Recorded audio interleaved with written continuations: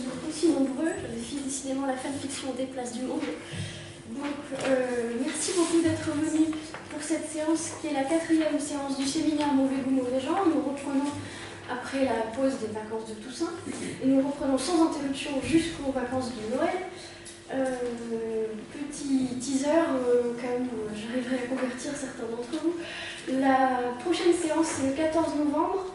C'est Samia Myers, qui était là ici à l'école, qui travaille sur la littérature ouvrière, au sens de la littérature produite par les ouvriers, les romans écrits par des ouvriers au début du XXe siècle. Et avec des questions qui sont parfois très épineuses. Qu'est-ce qu'on fait de cette littérature qui n'a pas sa place dans la catégorie littérature telle qu'on l'entend habituellement? Est-ce qu'il y a une spécificité de cette écriture dite ouvrière, qui est d'ailleurs très consciente de son statut, mais je pense qu'elle vous le dira beaucoup mieux que moi la semaine prochaine. Et la semaine suivante, donc le 21 novembre, c'est Anaïs Guillet, qui nous vient de l'université de Savoie-Mont-Blanc, qui fait donc du chemin pour venir parler d'un concept sur lequel elle travaille notamment dans le cadre de sa thèse, la littérature cyborg. Autrement dit, l'hybridation médiatique du texte littéraire, sur des supports qui, en général, ne sont pas reconnus comme aptes à porter le littéraire.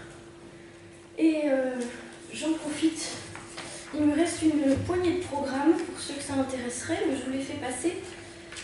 Et je fais passer en même temps une petite feuille sur laquelle, si vous êtes intéressé, et uniquement si, il n'y a aucune obligation, vous pouvez vous inscrire à la mailing list du séminaire, que j'utilise très parcimonieusement juste pour vous prévenir des prochaines séances.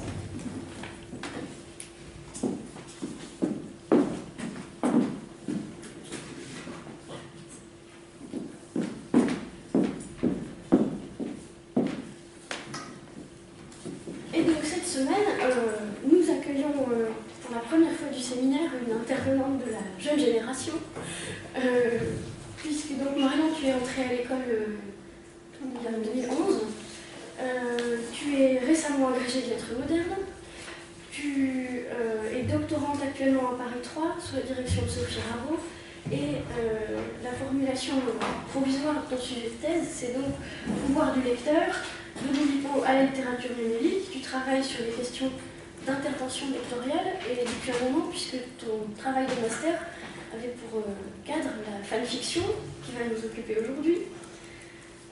Fanfiction qui pose de nombreuses questions, notamment des questions de droit d'auteur, des questions de réappropriation, des questions de légitimité du lecteur qui devient écrivain, et qui détourne des textes parfois très loin des intentions initiales de l'auteur, ce qui pose certains problèmes. Et en fait, c'est ce que tu me disais la première fois que nous en avons parlé, le fan fait figure de mauvais lecteur parce que c'est un lecteur qui justement se met à écrire. Voilà. Donc voilà, je ne m'attarde pas plus longtemps parce que moi je suis tout à fait novice en la matière, donc je te laisse la parole. Et merci d'être là pour nous parler aujourd'hui. Merci Luce. Alors, bonjour. Je voudrais quand même commencer par vous dire quelque chose qui va un peu nous mettre dans l'ambiance. Alors, Don Quichotte. Le sire a la triste figure et son serviteur arpente l'Espagne sans la vie. Parfois, sur la route, des paysans ou d'autres gens de bon sens demandent à Sancho pourquoi il suit un tel dément. L'écuyer ne sait jamais que répondre. C'est difficile d'exprimer ce qu'il ressent. C'est un mélange d'admiration, de fierté, de tendresse, de sollicitude. Il ne peut laisser seul cet homme. Lui arrive un malheur. Il a besoin d'une personne pour le protéger de ses propres imprudences, de sa folie si vaste. Don Quichotte est peut-être fou, mais lui, il veut être son fou à lui.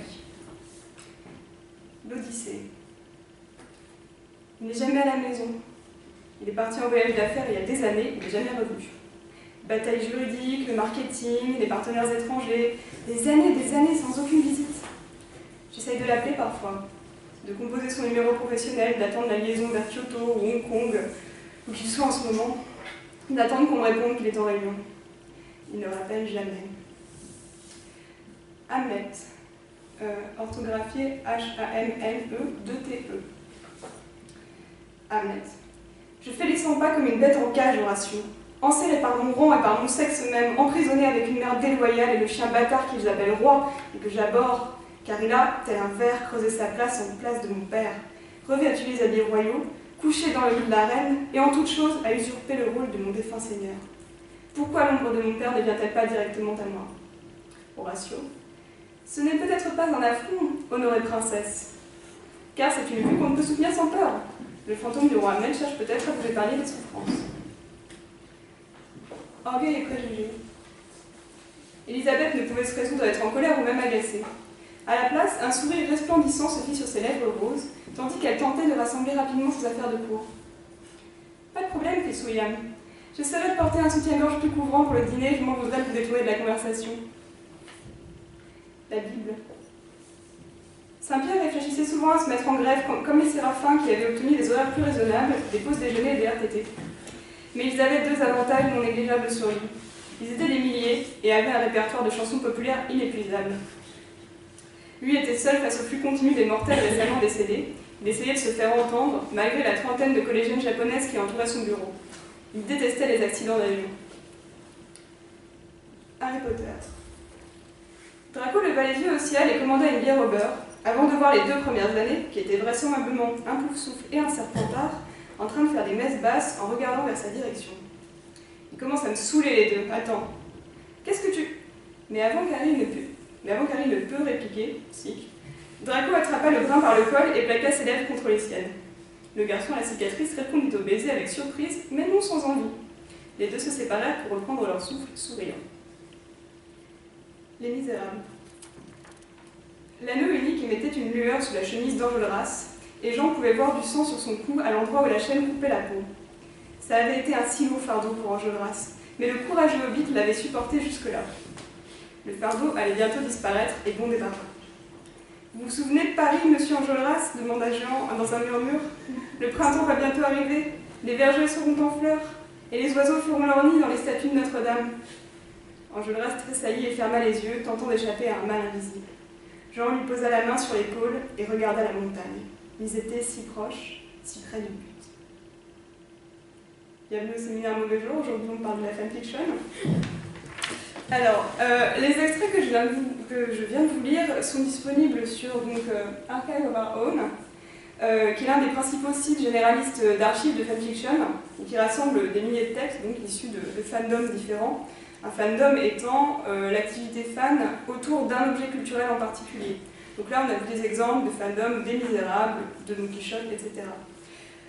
J'en ai traduit la plupart moi-même parce que le plus souvent, ce sont des textes en anglais.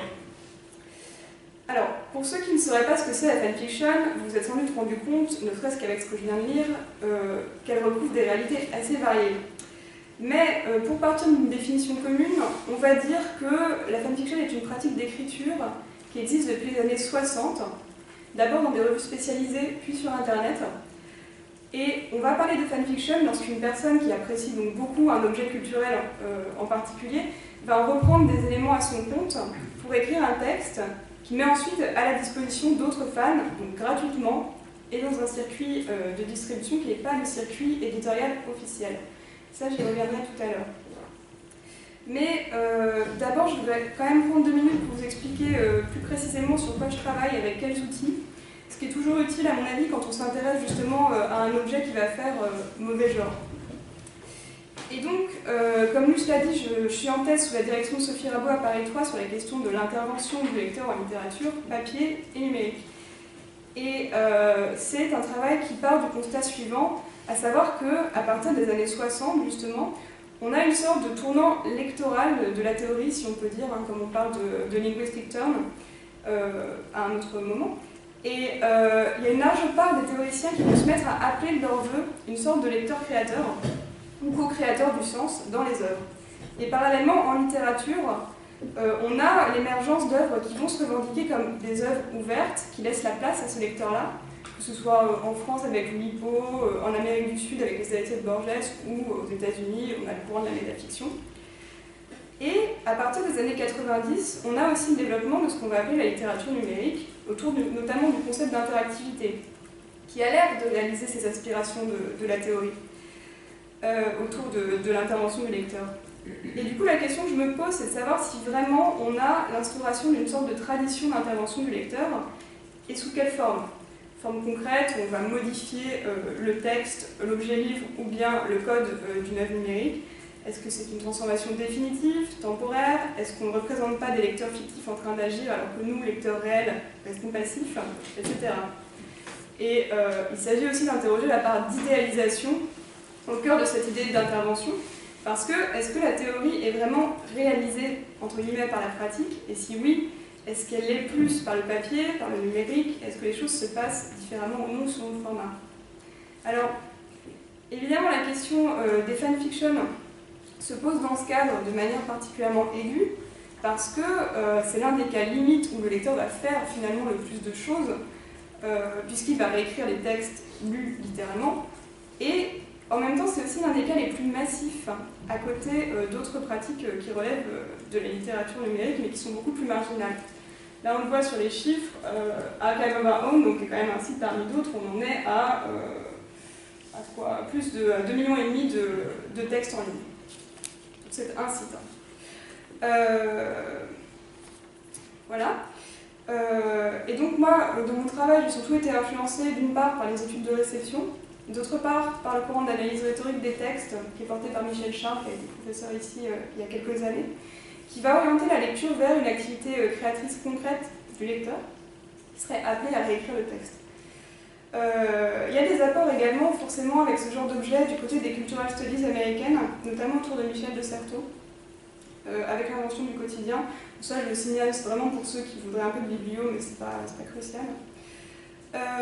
Et alors, pourquoi est-ce que je vous dis tout ça?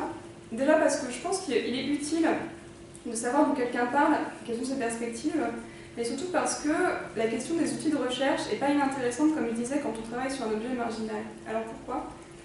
D'abord parce que ça permet de se rendre compte que même si un objet peut paraître marginal dans les études littéraires au premier abord, comme c'est le cas, je pense, encore toujours de la fanfiction en France, même aux États-Unis d'ailleurs, et même si dans une certaine mesure on est amené à bricoler, forcément, on va pouvoir utiliser toute une gamme de techniques qui préexistent dans la discipline et qui sont traditionnelles.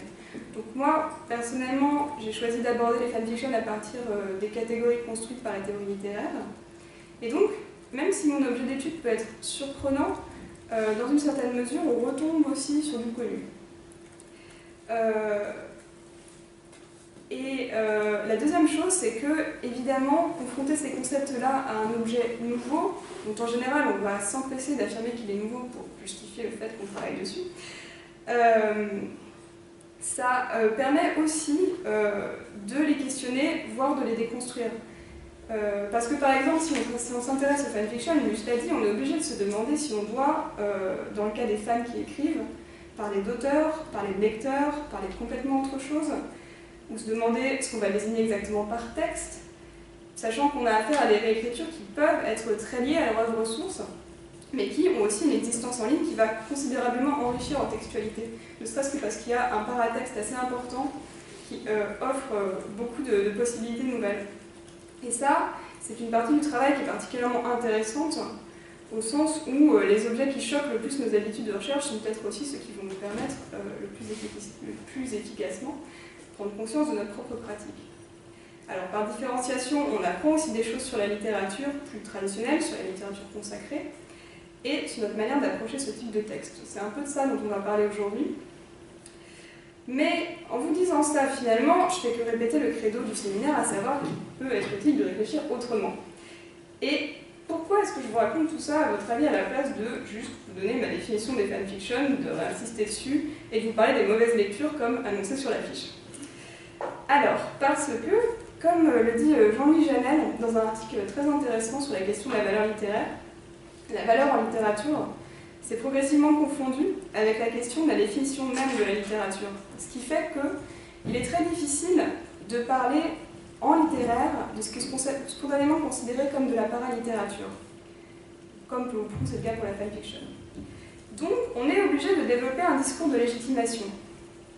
Alors, dans un grand mouvement de distanciation brechtienne, avec la même subtilité d'ailleurs, c'est exactement ce que je viens de vous faire, je vous dévoile mes cartes. Là, je viens de devenir un embryon de discours de légitimation, à savoir, la fanfiction, c'est intéressant d'en parler parce que ça nous parle de la littérature en général, et de la manière dont nous, on va lire des textes. Alors, selon Janel, il y a plusieurs techniques. On peut, si on travaille sur un auteur inconnu, invoquer les vicissitudes de l'histoire littéraire, qui font qu'on l'a injustement oublié, ou alors s'appuyer sur des facteurs politiques, idéologiques, si on travaille sur des textes qui vont être, qui sont liés à des différentes minorités, et donc des textes qui n'auraient pas forcément eu l'écho institutionnel qu'ils méritent. Et donc voilà, pour ma part, la fanfiction, c'est nous parler de la littérature en général. Alors évidemment, avec un credo comme ça a influencé mon travail, c'était mon travail de master à l'époque, puisque j'ai été amenée à travailler en priorité sur une catégorie particulière de fanfiction, les fanfictions de textes de littérature dite classique ou canonique, ou encore patrimoniale, ce qu'on appelle en général dans le milieu de la fanfiction la rare lit, donc la littérature rare, au sens où ce sont des fandoms où finalement il n'y a pas forcément des milliers de textes, à part quelques exceptions, notamment Les Misérables d'ailleurs. Les Misérables, Orgueil et Préjugés, c'est peut-être les deux plus gros fandoms de littérature. Et ça, c'est un corpus qui m'intéressait particulièrement parce que c'est là finalement où l'écart entre le prestige culturel attaché aux œuvres qui sont réécrites et le statut des réécritures fanfictionnelles va être le plus grand. Mais on peut aussi le voir comme une forme de discours de légitimation. C'est-à-dire qu'il est plus facile de faire entrer les fanfictions dans le champ des études littéraires, si on commence par parler des fanfictions de l'Odyssée, que des fanfictions d'Harry Potter qui pourtant sont beaucoup plus nombreuses. Pour donner des chiffres, récemment sur fanfiction.net, qui est l'autre grand site d'archives de ce type-là, on était à, je crois, 800 000 textes sur Harry Potter. Donc très raisonnablement, on est à plusieurs millions de fanfictions Harry Potter qui circulent actuellement. Ça, c'est des chiffres. Voilà, donc on va pas trop parler des fanfictions d'Harry Potter, je suis désolée, vous voulez tous partir, mais... Mon ordi part aussi. Voilà, mon ordi est très déçu. Bon, je précise quand même que maintenant, même si la fanfiction, ça va devenir une partie pas si importante que ça de mon travail de thèse, je vais élargir les perspectives et justement sortir de cette perspective uniquement canonique. Mais ça permet de constater certaines choses,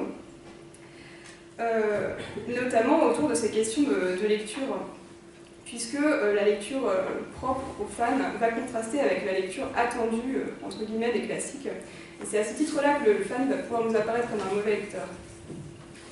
Alors, maintenant qu'on est bien distancié, je vais pouvoir retomber habilement sur le titre de mon intervention et vous donner des précisions sur ma définition de tout à l'heure.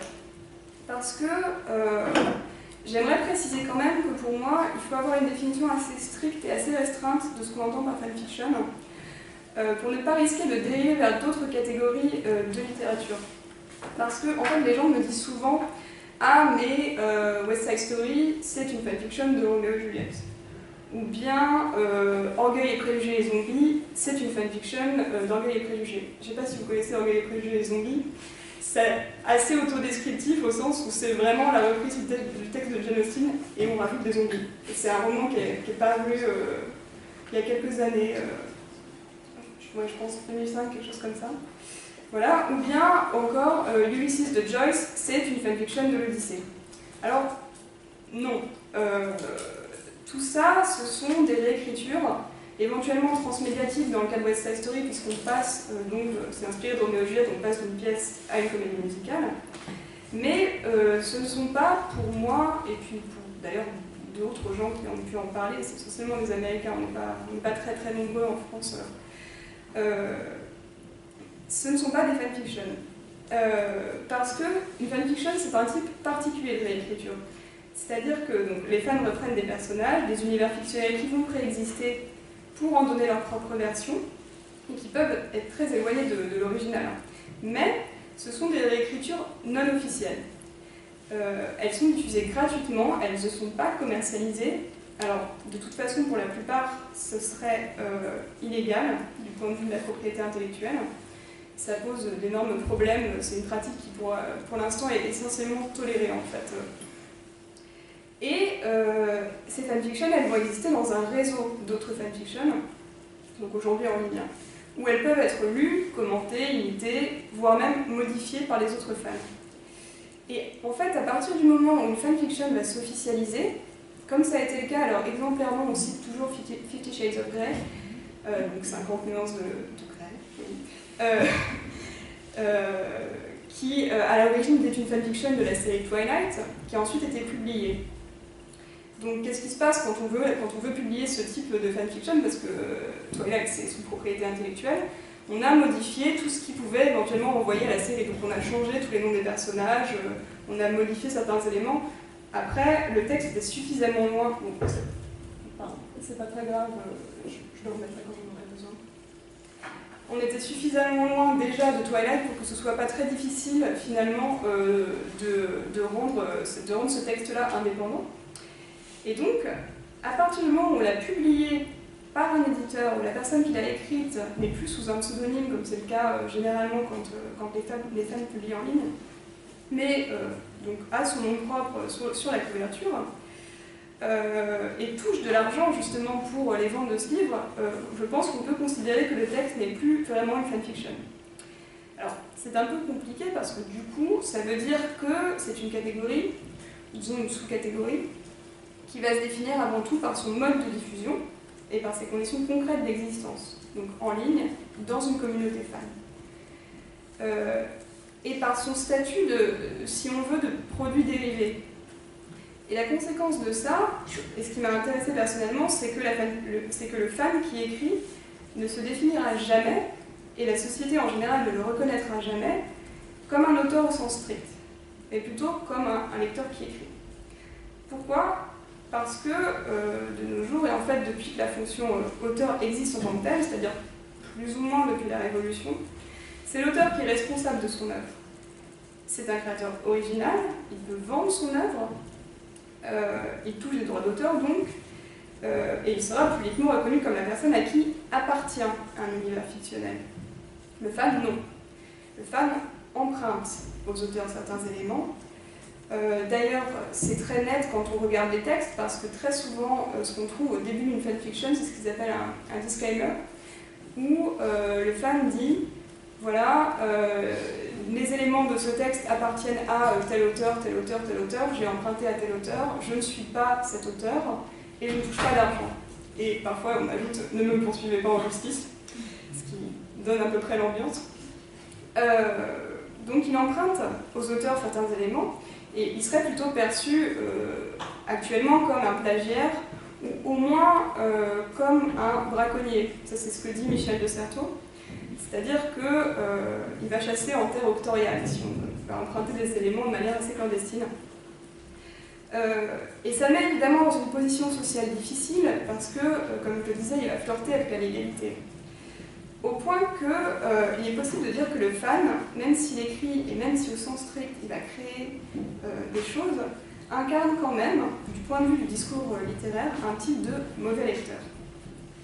Alors, ce que je voudrais faire, c'est d'abord, dans un premier temps, essayer de voir pourquoi la fanfiction avait sur le papier des atouts indéniables pour se faire facilement accepter comme un objet dans le champ des études littéraires, et pourquoi en fait ce n'est pas du tout si simple en réalité. Et pour ça, on va s'intéresser au discours de la théorie littéraire sur les lecteurs. Puis, pour mieux comprendre ce qui peut coincer, justement, je vais vous commenter un exemple afin qu'on puisse comprendre pourquoi, dans une certaine mesure, la fanfiction a pu apparaître comme un mauvais type de réécriture. À partir de là, ce qu'on va faire, c'est qu'on va essayer de diagnostiquer le fan comme mauvais lecteur à partir des traits de cette réécriture-là. Donc on va aller voir les symptômes, on essaiera de les expliquer, puis de les questionner en se plaçant cette fois-ci du point de vue de la critique littéraire. Qu'est-ce qui, dans la fanfiction, va s'opposer finalement au système de valeurs qui construit le discours habituel sur la littérature, et qu'est-ce que ça révèle dans le mode de fonctionnement de la critique, justement, de la critique littéraire, qui n'est pas forcément dit explicitement, mais qui va conditionner la manière dont nous, on perçoit les objets paralittéraires. Et pour terminer, si j'ai le temps, normalement ça devrait aller, je prendrai un autre exemple pour montrer qu'être un mauvais lecteur, ça peut recouvrir des choses en réalité très diverses et qui sont potentiellement susceptibles de renouveler notre lecture des œuvres canoniques. Donc on verra en quoi la fanfiction peut constituer un espace d'expression pour certains lecteurs, certaines lectures diversificatrices. Alors, on va donc commencer sur ce grand rêve qui a fait la théorie, on va dire, depuis les années 60, celle d'un lecteur qui écrit. parce que c'est quand même bien ce qu'elle semble appeler de ses voeux depuis, je l'ai dit, les années 50-60. Au moment où finalement la sacralité attachée à la littérature s'est déplacée de la figure de l'auteur, ça c'est très net, 19e, début 20e, vers le texte, avec notamment le structuralisme. Donc c'est le texte qui devient un objet de prestige, mais il y a eu aussi à ce moment-là des redirections vers le lecteur. Alors les deux représentants les plus connus, du moins en France, de cette tendance-là, ce serait sans doute Umberto Eco et Roland Barthes, bien qu'avec des optiques assez différentes. Alors Barthes, notamment dans SZ, c'est là où Barthes va le plus parler de l'activité du lecteur, et où il nous dit quand même des choses comme l'enjeu du travail littéraire, de la littérature comme travail, c'est de faire du lecteur non plus un consommateur, mais un producteur du texte. Bon. Et ça, il le dit autour de la notion de texte scriptible, qui s'opposerait au texte simplement lisible, en ce qui réconcilierait les activités de lecture et d'écriture, voire les confondrait. Et tout cela, c'est dit dans un contexte, parce que Z, c'est publié en 1970, je crois, c'est dit dans un contexte qui fait suite à l'annonce tonitruante de la mort de l'auteur, et qui constitue donc une promotion importante du lecteur. À côté de ça, on a Umberto Eco, qui propose la notion d'œuvre ouverte. Donc des œuvres où le lecteur serait en quelque sorte co-créateur du sens, des œuvres qui auraient besoin de la présence du lecteur pour pouvoir fonctionner, pour pouvoir avoir un sens. Et donc on a besoin de l'activité d'interprétation du lecteur. Et c'est une idée qu'il développera encore ensuite dans Lector Ut Fabula. Alors, Eco est un peu un habitué des troisième parties de dissertation, parce que, en réalité, sous des dehors assez audacieux, donc le lecteur co-créateur du sens quand même, il a progressivement cherché à maintenir un équilibre, on va dire, raisonnable, entre la place à accorder aux structures du texte, d'une part, et la place à accorder au lecteur dans la construction du sens, d'autre part. D'ailleurs, en fait, ce qui est assez frappant, c'est que même si Eco va théoriser un type d'œuvre qui aurait besoin d'une intervention concrète du lecteur pour fonctionner, c'est ce qu'il appelle l'œuvre en mouvement, qui est une sous-catégorie de l'œuvre ouverte. On voit qu'il prend ces exemples essentiellement dans la musique. Alors notamment, il parle de Pierre Boulez, qui prévoyait à peu près, c'était à peu près contemporain, je crois, du moment où il écrit, donc c'est les années 60, une partition jouable dans plusieurs ordres différents. Donc il prend ça comme exemple, mais quand il s'agit de parler de littérature, finalement, il va s'appuyer surtout sur des auteurs comme Joyce, Kafka, Mallarmé, donc finalement un canon déjà relativement ancien. Et là, il ne s'agit plus d'intervention concrète du lecteur, parce que contrairement à l'exemple de Boulez où concrètement il faut choisir l'ordre dans lequel on va exécuter la partition, là il s'agit simplement de choix à effectuer dans la multiplicité des sens possibles. Donc on est passé sur le plan de l'interprétation. Et donc on est passé du plan de l'intervention au plan des signifiants. On est passé de l'intervention sur le plan des signifiants, c'est-à-dire dans quel ordre on va jouer la partition, à l'intervention sur le plan des signifiés, quel sens on va choisir. Donc il y a une forme de métaphorisation. L'activité du lecteur passe sur le plan métaphorique. Il ne va pas écrire au sens strict. Et ce, alors même qu'à l'époque, en fait, on aurait des expérimentations dans ce sens dans la littérature, parce que si on veut trouver un équivalent à Pierre Boulez, on peut très bien penser à Marelle de Cortázar, qui est donc un roman qui va proposer plusieurs ordres de lecture différents, ou même à Queneau, avec 100 000 milliards de poèmes, où là c'est pareil, enfin c'est pas exactement pareil, on va recomposer concrètement un sonnet parmi 100 000 milliards de possibilités, je ne sais plus exactement si ça correspond, mais... Et ça, Eco n'en parle pas. Parce que justement, je pense que dans cette optique d'équilibre, ça va trop loin en fait pour lui. Et c'est un peu le problème avec ces théories-là, c'est qu'elles ont l'air d'appeler à une écriture du lecteur, mais dès que l'idée apparaît, on a tendance à une fermeture. Même chez Barthes, qui pourtant finalement va plus loin que Eco, on a du mal à percevoir quelle forme prendrait le texte scriptible, qui est quand même quelque chose d'assez idéal chez Barthes. Et donc, le rêve d'une écriture de lecteur reste métaphorique, reste une espèce d'idéal qui ne serait pas forcément atteignable et qui orienterait comme ça le discours de la théorie. Et pourtant, c'est bien ce qu'a l'air d'être la fanfiction, à savoir une écriture de lecteur qui n'a pas l'autorité nécessaire pour se dire auteur, qui ne peut pas vendre le texte, ne peut pas le publier. C'est une écriture qui va exploiter aussi les sens possibles du texte réécrit, qui va prendre des chemins qui vont parfois être surprenants, à contre-courant de ce que serait l'intention de l'auteur. Donc ça, c'est toute chose qui devrait enchanter la théorie de cette époque-là. Mais, étrangement, ce qui frappe quand on lit de la fanfiction, c'est surtout tout ce qui s'oppose à sa réception dans le champ des études littéraires. En fait, tout se passe comme si la fanfiction était une forme trop littérale d'un rêve théorique qui est destiné à rester donc un rêve, comme je le disais. Et les textes qui étaient implicitement placés tout en haut de la pyramide de la valeur littéraire par Eco ou par Barthes, les œuvres ouvertes, les textes scriptibles, on se retrouvait sous une forme presque parodique en fait, avec des textes qui se classent spontanément tout en bas de cette même pyramide. Et donc, pour résumer, si on aborde un texte de fanfiction avec les mêmes yeux qu'un texte de littérature canonique, un texte qui va être reconnu pour sa valeur enseignée à l'école, il y a de fortes chances qu'on en ressorte un peu choqué. Ça dépend du type de lecteur que vous êtes, évidemment. Mais disons que si on adopte nos lunettes de commentateur, nos lunettes de bon littéraire, entre guillemets, c'est ça que ça donne. Alors, je sens que vous allez vouloir un exemple. On va prendre un exemple. J'essaie de changer, je finis toujours sur Les Misérables parce qu'en fait c'est très pédagogique au sens où pour nous c'est peut-être l'un des plus gros exemples de littérature patrimoniale. Et c'est aussi l'une des œuvres françaises les plus réécrites par la fanfiction. Donc généralement je prends Les Misérables dans l'espace, mais là j'ai choisi autre chose.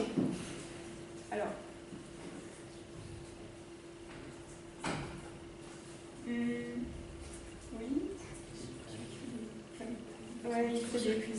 Bon, au pire, c'est pas très grave parce que je vais vous la lire, mais c'est pour que vous puissiez vous rendre compte de comment ça se présente déjà.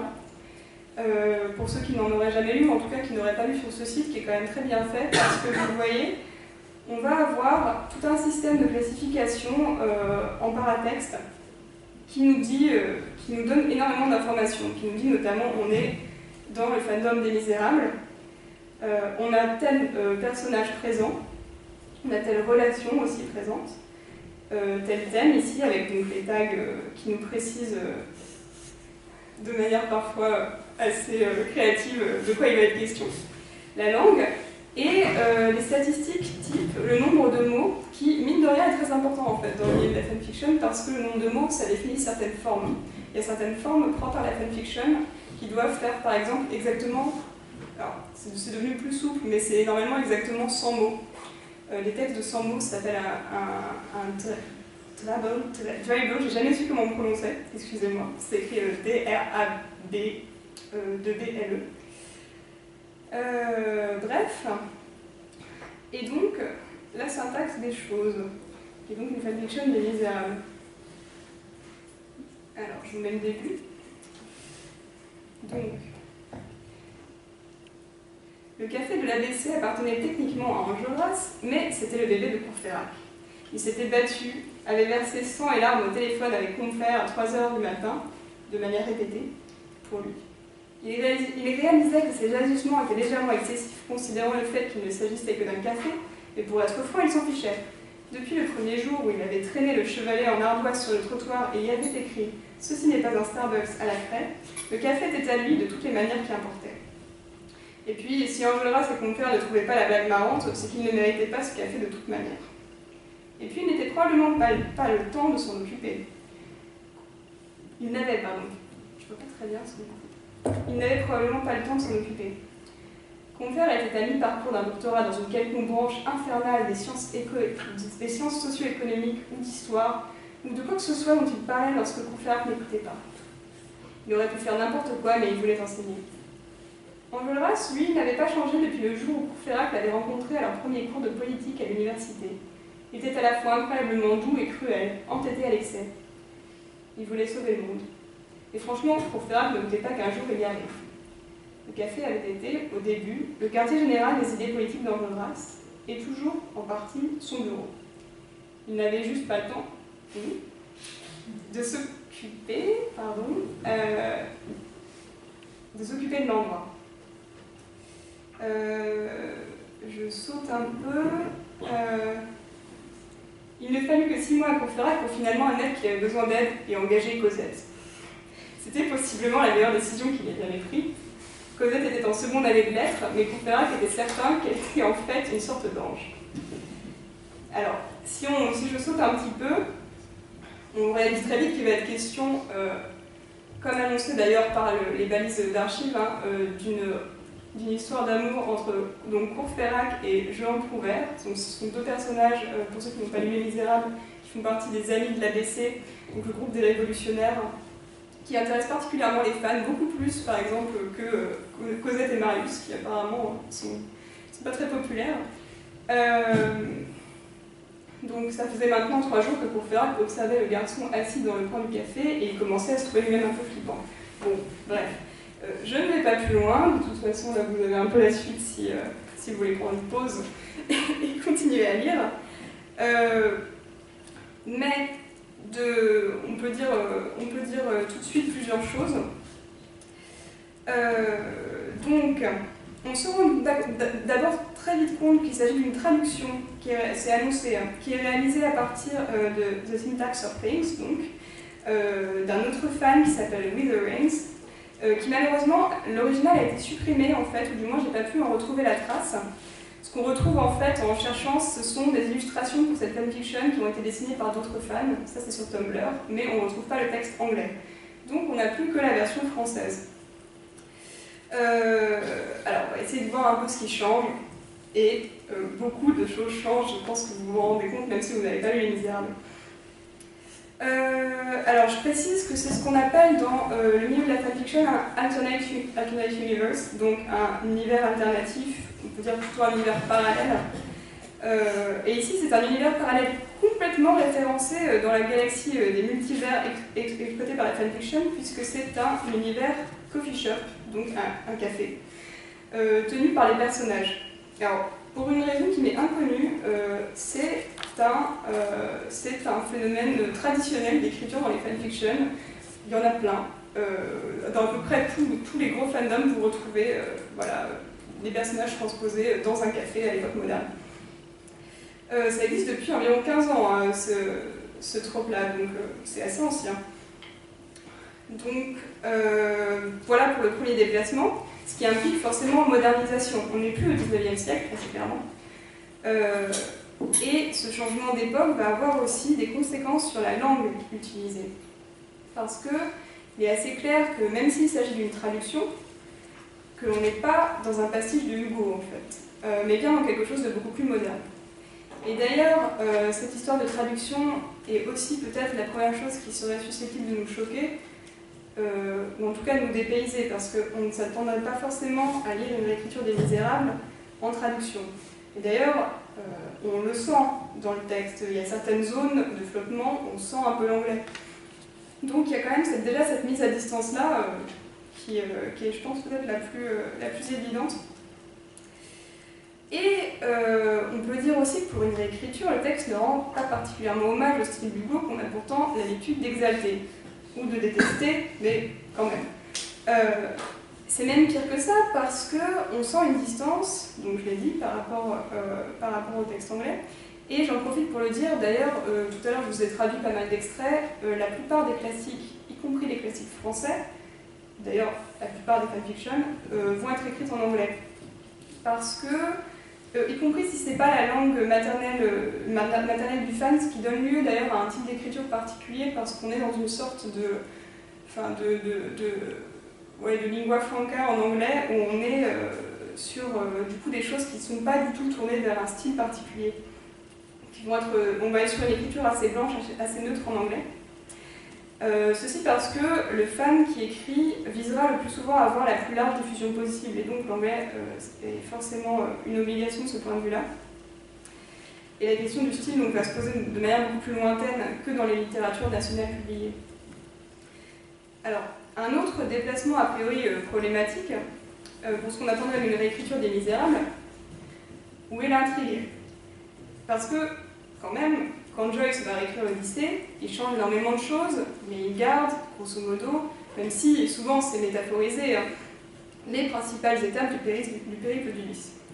Là, c'est un peu plus difficile de voir une intrigue révolutionnaire derrière les commandes de Chailaté, même si en arrière-plan, on nous dit bien que Marius sort avec Cosette.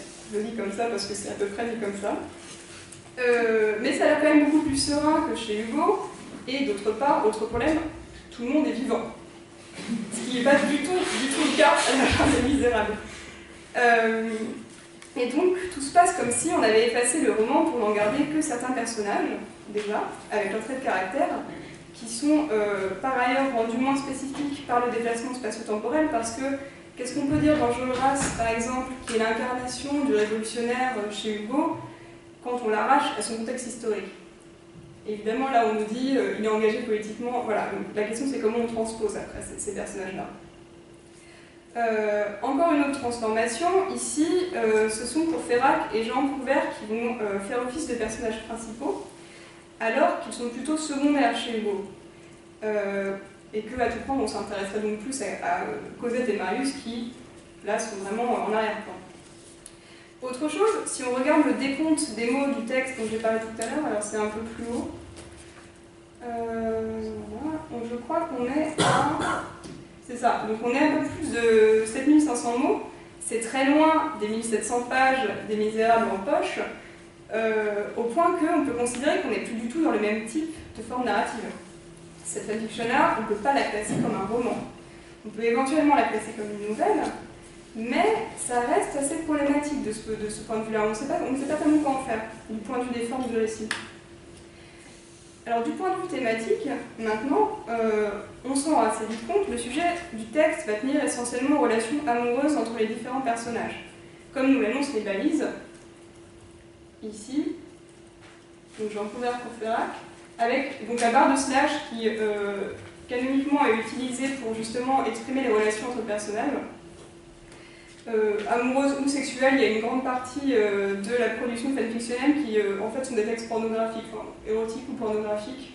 Voilà, je vous préviens, si jamais vous faites vos recherches, ne soyez pas choqués. Et donc ici on a plusieurs couples, donc Courfeyrac Prouvaire, Marius et Cosette, Grantaire et Enjolras.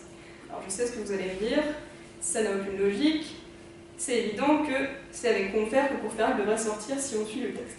Bon, non, si vous n'avez pas lu Les Misérables, ça me passe très loin au-dessus de la tête. Mais c'est quand même surprenant parce que, ça c'est pareil, il faut le chercher assez longtemps dans le texte d'Hugo pour avoir des éléments pour corréler ça. Et cet attrait pour les couples de personnages, y compris donc les plus improbables, c'est une constante de la fanfiction. C'est l'un de ses traits les plus caractéristiques aussi. Parce que ce sont des réécritures où on va trouver une insistance particulière sur les histoires entre personnages du même sexe, particulièrement entre les hommes, et ça j'en reparlerai tout à l'heure. Là encore, même si on peut toujours lire entre les lignes, si on veut, et trouver que quand même, Grantaire et Enjolras, chez Hugo, il y a des éléments qui peuvent justifier ça, qui peuvent laisser penser que ça reste absent du texte.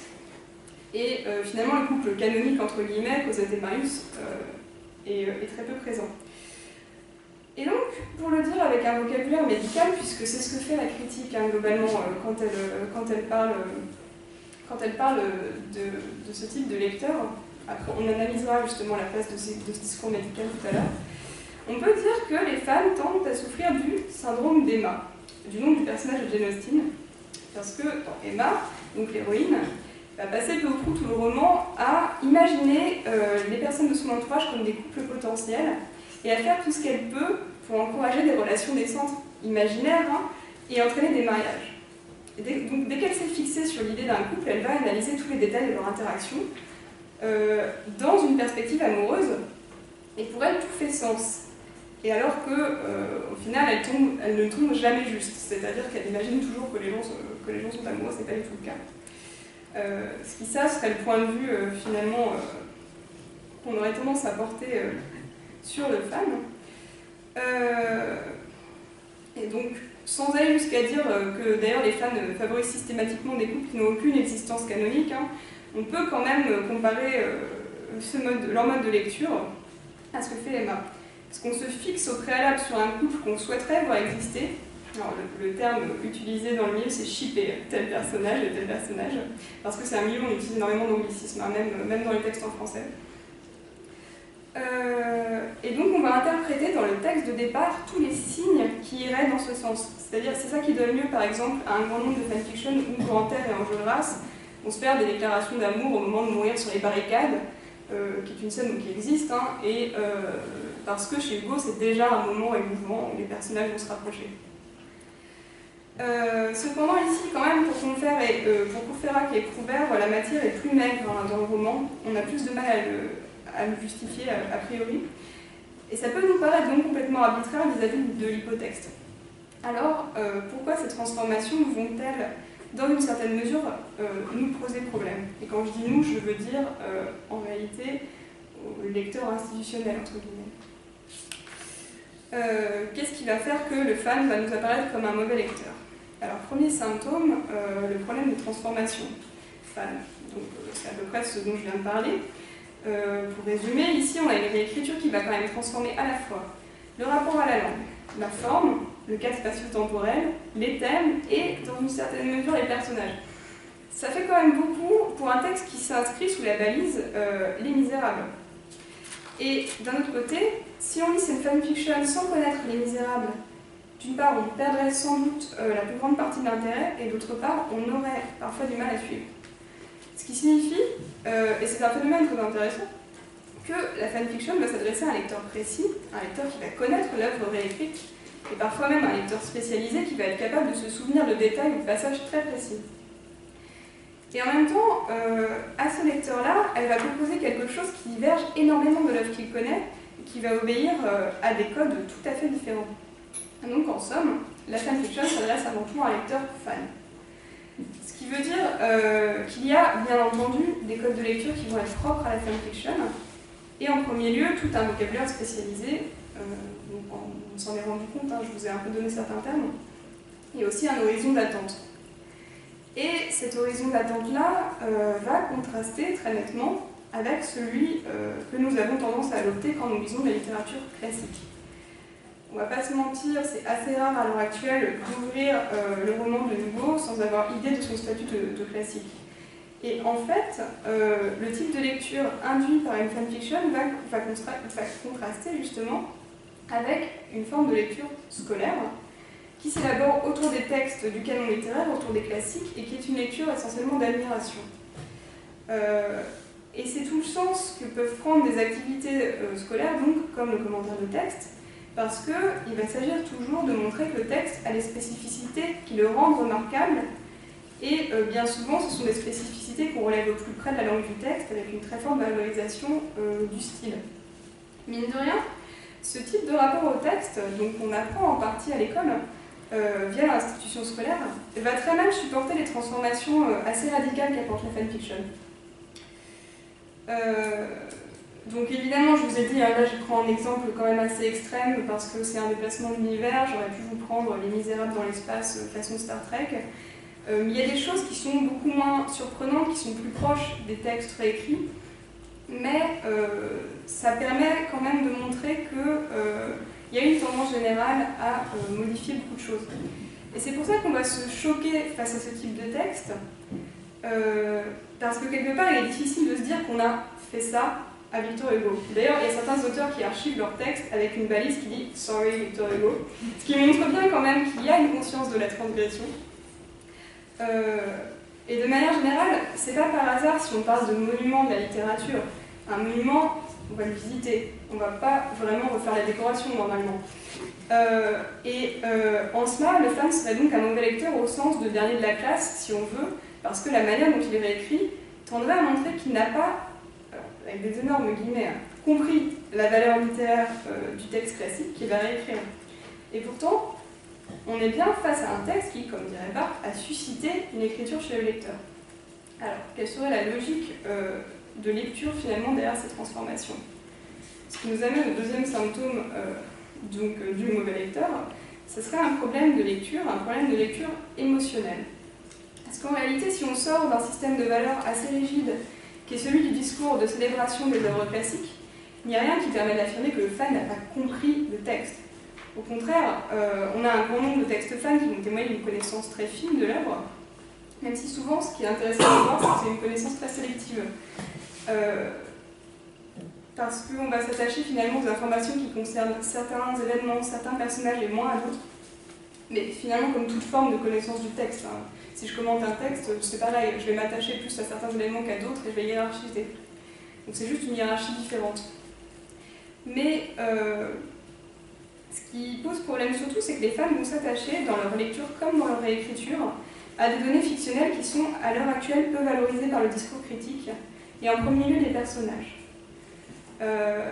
Parce qu'on peut classer une grande partie des fanfictions sous une étiquette du type étude de personnages, parce qu'elles vont surtout explorer la psyché d'un des personnages, et elles font souvent, et ça c'est un trait stylistique, parce qu'il ne faut pas croire qu'il n'y a pas de style de la fanfiction, mais c'est quand même quelque chose qui est très très différent du style au sens où on l'entend chez les classiques. Et donc, disons, ce qui serait un stylème des fanfictions, c'est cette tendance à jouer sur les différents points de vue. On va très souvent avoir des variations de point de vue au sein d'un même texte ou d'une fanfiction à l'autre, passer du point de vue d'un personnage à un autre. Alors là, on l'a vu, on avait quelque chose comme un style indirect libre, façon flux de conscience, qui est très répandu. Or, le problème de s'attacher au personnage, c'est que depuis Paul Valéry, on l'a dit, on l'a répété, c'est un vivant sans entrailles, c'est une coquille vide. Si on en vient à aimer un texte par attachement à ses personnages, c'est qu'on est victime d'une forme particulièrement virulente d'illusion référentielle, avec tous les risques qui vont s'en suivre.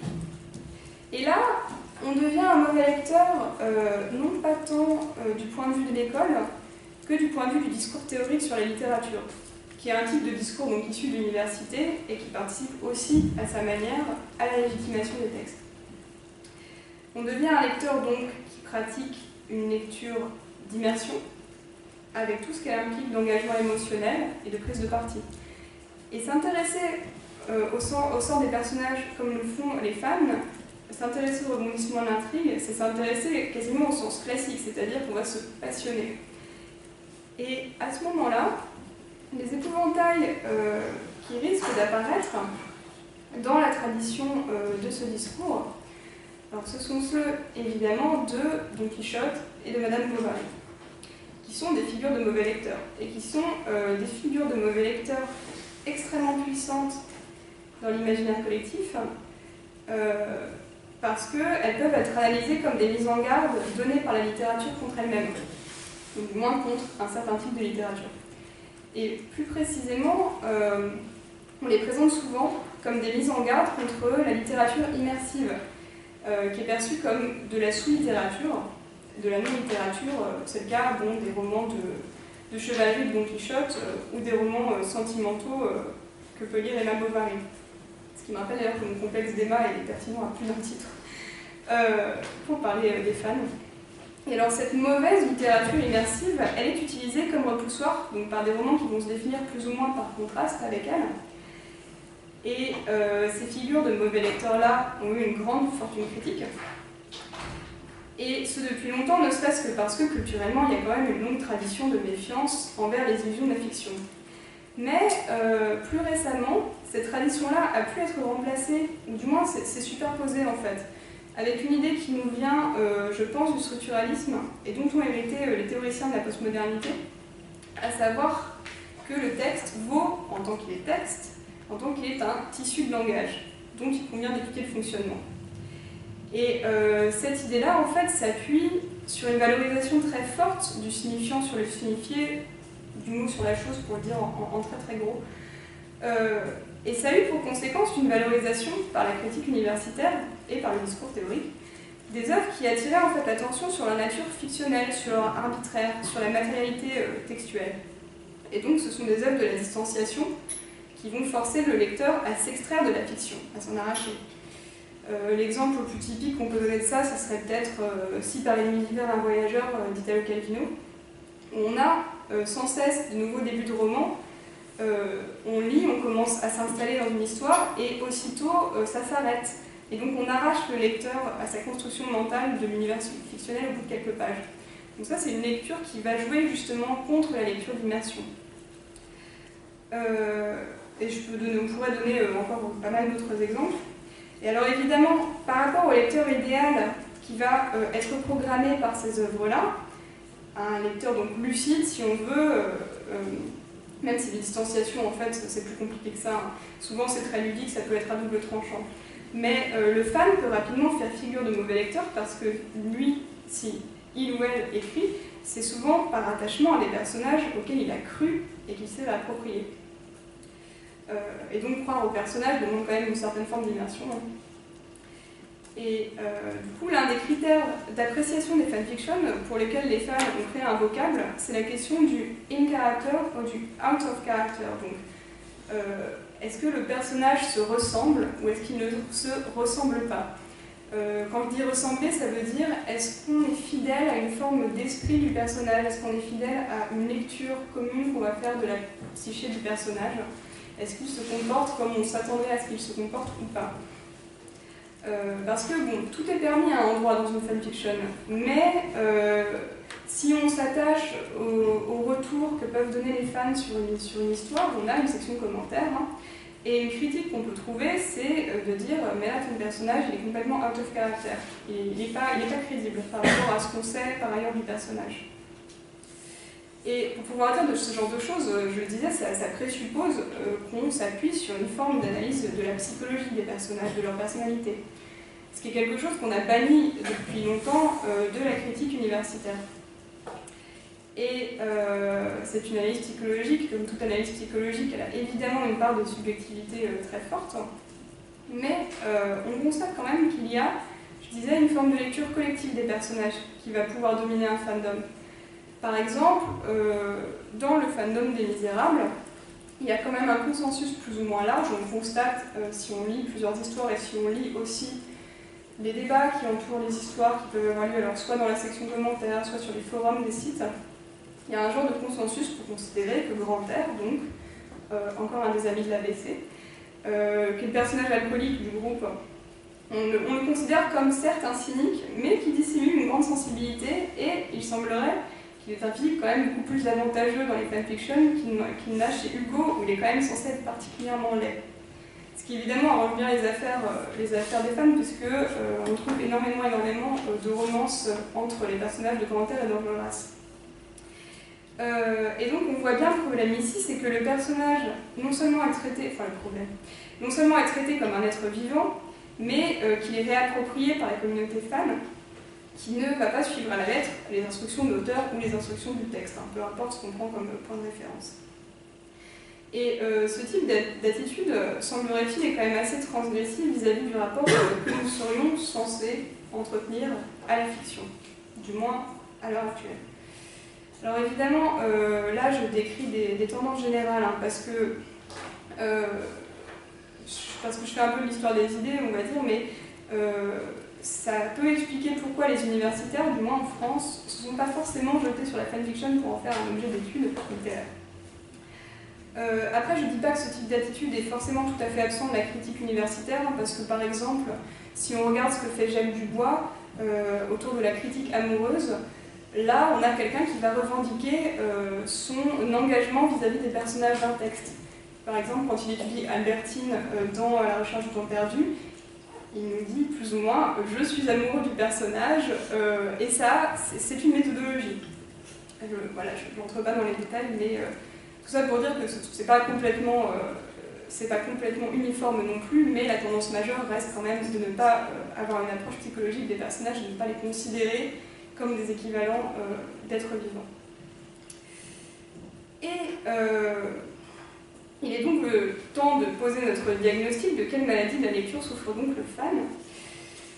Et ce diagnostic va surtout nous porter à nous intéresser à la place du discours médical.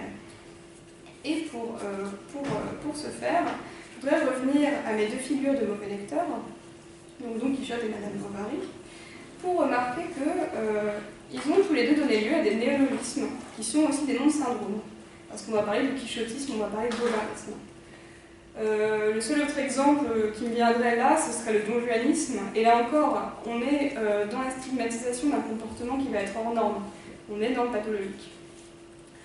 Or, c'est bien souvent avec ce type de perspective que la fanfiction a pu être considérée, soit par les médias, soit par le discours critique universitaire. Bon, ça correspond essentiellement à sa légende noire, hein, parce qu'il y a aussi une forme de légende dorée de la fanfiction qui souvent émane soit des fans eux-mêmes, soit des universitaires qui travaillent sur la fanfiction et qui consiste justement à la présenter comme cette réalisation du rêve théorique dont je vous ai parlé pour débuter. Et notamment, un des arguments les plus utilisés, c'est que c'est une forme d'écriture démocratique. Il y a un livre de référence sur la question écrit par Shinag Pal qui s'appelle Fanfiction Democratic Genre, donc le genre démocratique, ce qui inscrit évidemment la pratique dans une certaine idéologie aussi, de l'autre côté. Pour résumer ça, pour résumer au contraire la légende noire, je vous cite une chercheuse américaine, Francesca Coppa, qui résume assez bien le problème. Donc je vais traduire parce que c'est des choses qui ne sont pas forcément traduites. Il est de notoriété publique que la fanfiction est une forme d'art inférieure, à traiter par la dérision. Oh, pour les enfants, oui, pourquoi pas, pour les motiver à lire et à écrire. Mais écrire des fanfictions n'est pas digne d'un adulte qui se respecte. Alors, pour ça, c'est une opinion où on peut trouver quand même pas mal de représentants. Et c'est d'autant plus intéressant que dans le discours théorique sur la lecture, on a tendance à parler de la lecture comme du devenir lecteur, comme un passage de l'enfance à l'âge adulte. Avec l'idée que la lecture, comme activité de décryptage, en fait, ça demande à la fois de la maturité et de la rationalité. Alors, ici, ça devient un peu compliqué parce qu'on a plusieurs choses qui vont se mélanger. Le fan serait un lecteur qui s'illusionne, donc une Madame Bovary, et en même temps, un lecteur et un écrivain immature, irrationnel, qui, comme Emma, donc Emma l'autre, Emma de Jane Austen, voit des histoires d'amour là où il n'y a rien, et pense que les personnages peuvent voyager d'un univers fictionnel à un autre. En fait, ce sont deux fils qui vont se réunir assez facilement, puisque ce sont des éléments classiques d'un discours de stigmatisation. D'un côté, une sorte de folie, et de l'autre, l'enfance avec la maladie en arrière-plan. Alors, pour donner de l'eau à mon moulin, on peut s'attarder sur l'origine du mot fan. Parce qu'en français, on perçoit déjà que c'est l'abréviation de fanatique, avec toutes les connotations négatives évidemment que ça implique.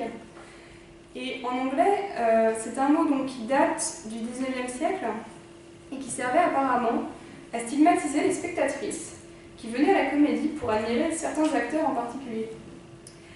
Alors, c'est très intéressant comme origine parce que, qu'est-ce que ça nous apprend? Ça nous apprend que le terme a été créé pour qualifier un comportement perçu donc, comme féminin, qui tient à une réaction inappropriée face à la fiction, donc là en l'occurrence une pièce de théâtre, hein, parce qu'on parle des acteurs de théâtre. Et si on stigmatise ce public féminin qui vient pour admirer le physique des acteurs, donc les corps, ça veut dire qu'en creux, on va valoriser un autre modèle de réception de la fiction, un modèle qui serait centré sur l'attention au texte de la pièce. Un mode de réception donc plus intellectualisé, aussi plus distancié, dont on peut fort bien imaginer aussi qu'il est perçu comme un mode de réception masculine. Et donc, si on transpose l'admiration pour les acteurs dans le domaine de la fanfiction, on en arrive à cet attachement pour les personnages que j'évoquais. Et c'est très intéressant parce que justement, les premières études consacrées à la fanfiction et au phénomène fan en général ont surtout insisté sur le fait que les fans étaient en majorité des femmes. Sociologiquement, les données qu'on a confirment. C'est pour ça qu'en fait, j'ai grand tort depuis tout à l'heure de parler du fan. En fait, en grande majorité, ce sont des femmes. À partir... on va dire à peu près au moment où les études culturelles américaines vont commencer à s'intéresser à la fanfiction, donc dans les années 90, le pionnier ce serait Henry Jenkins, on a eu aussi une vague d'études féministes qui a utilisé les outils des études de genre pour rendre compte de l'immense proportion de femmes dans le milieu fan. Alors si vous vous posez la question au niveau de la sociologie des écrivaines de fanfiction, je ne sais pas mon domaine, mais globalement on considère que Avant le net, quand la pratique se faisait encore par revue interposée, par chaîne de courrier, on avait essentiellement des femmes d'âge moyen et ayant fait des études supérieures qui écrivaient des fanfictions. Et que maintenant, le public a rajeuni quand même un peu avec le net, mais pas autant qu'on le dit généralement, c'est pas du tout une pratique uniquement d'adolescents. Et reste féminin en majorité, ça c'est constant. Avec évidemment toutes les pincettes qu'il faut prendre dans la sociologie du net, c'est-à-dire qu'on ne sait jamais vraiment qui on a derrière les pseudonymes. Et les gens, après, se rangent dans les catégories qu'ils choisissent eux.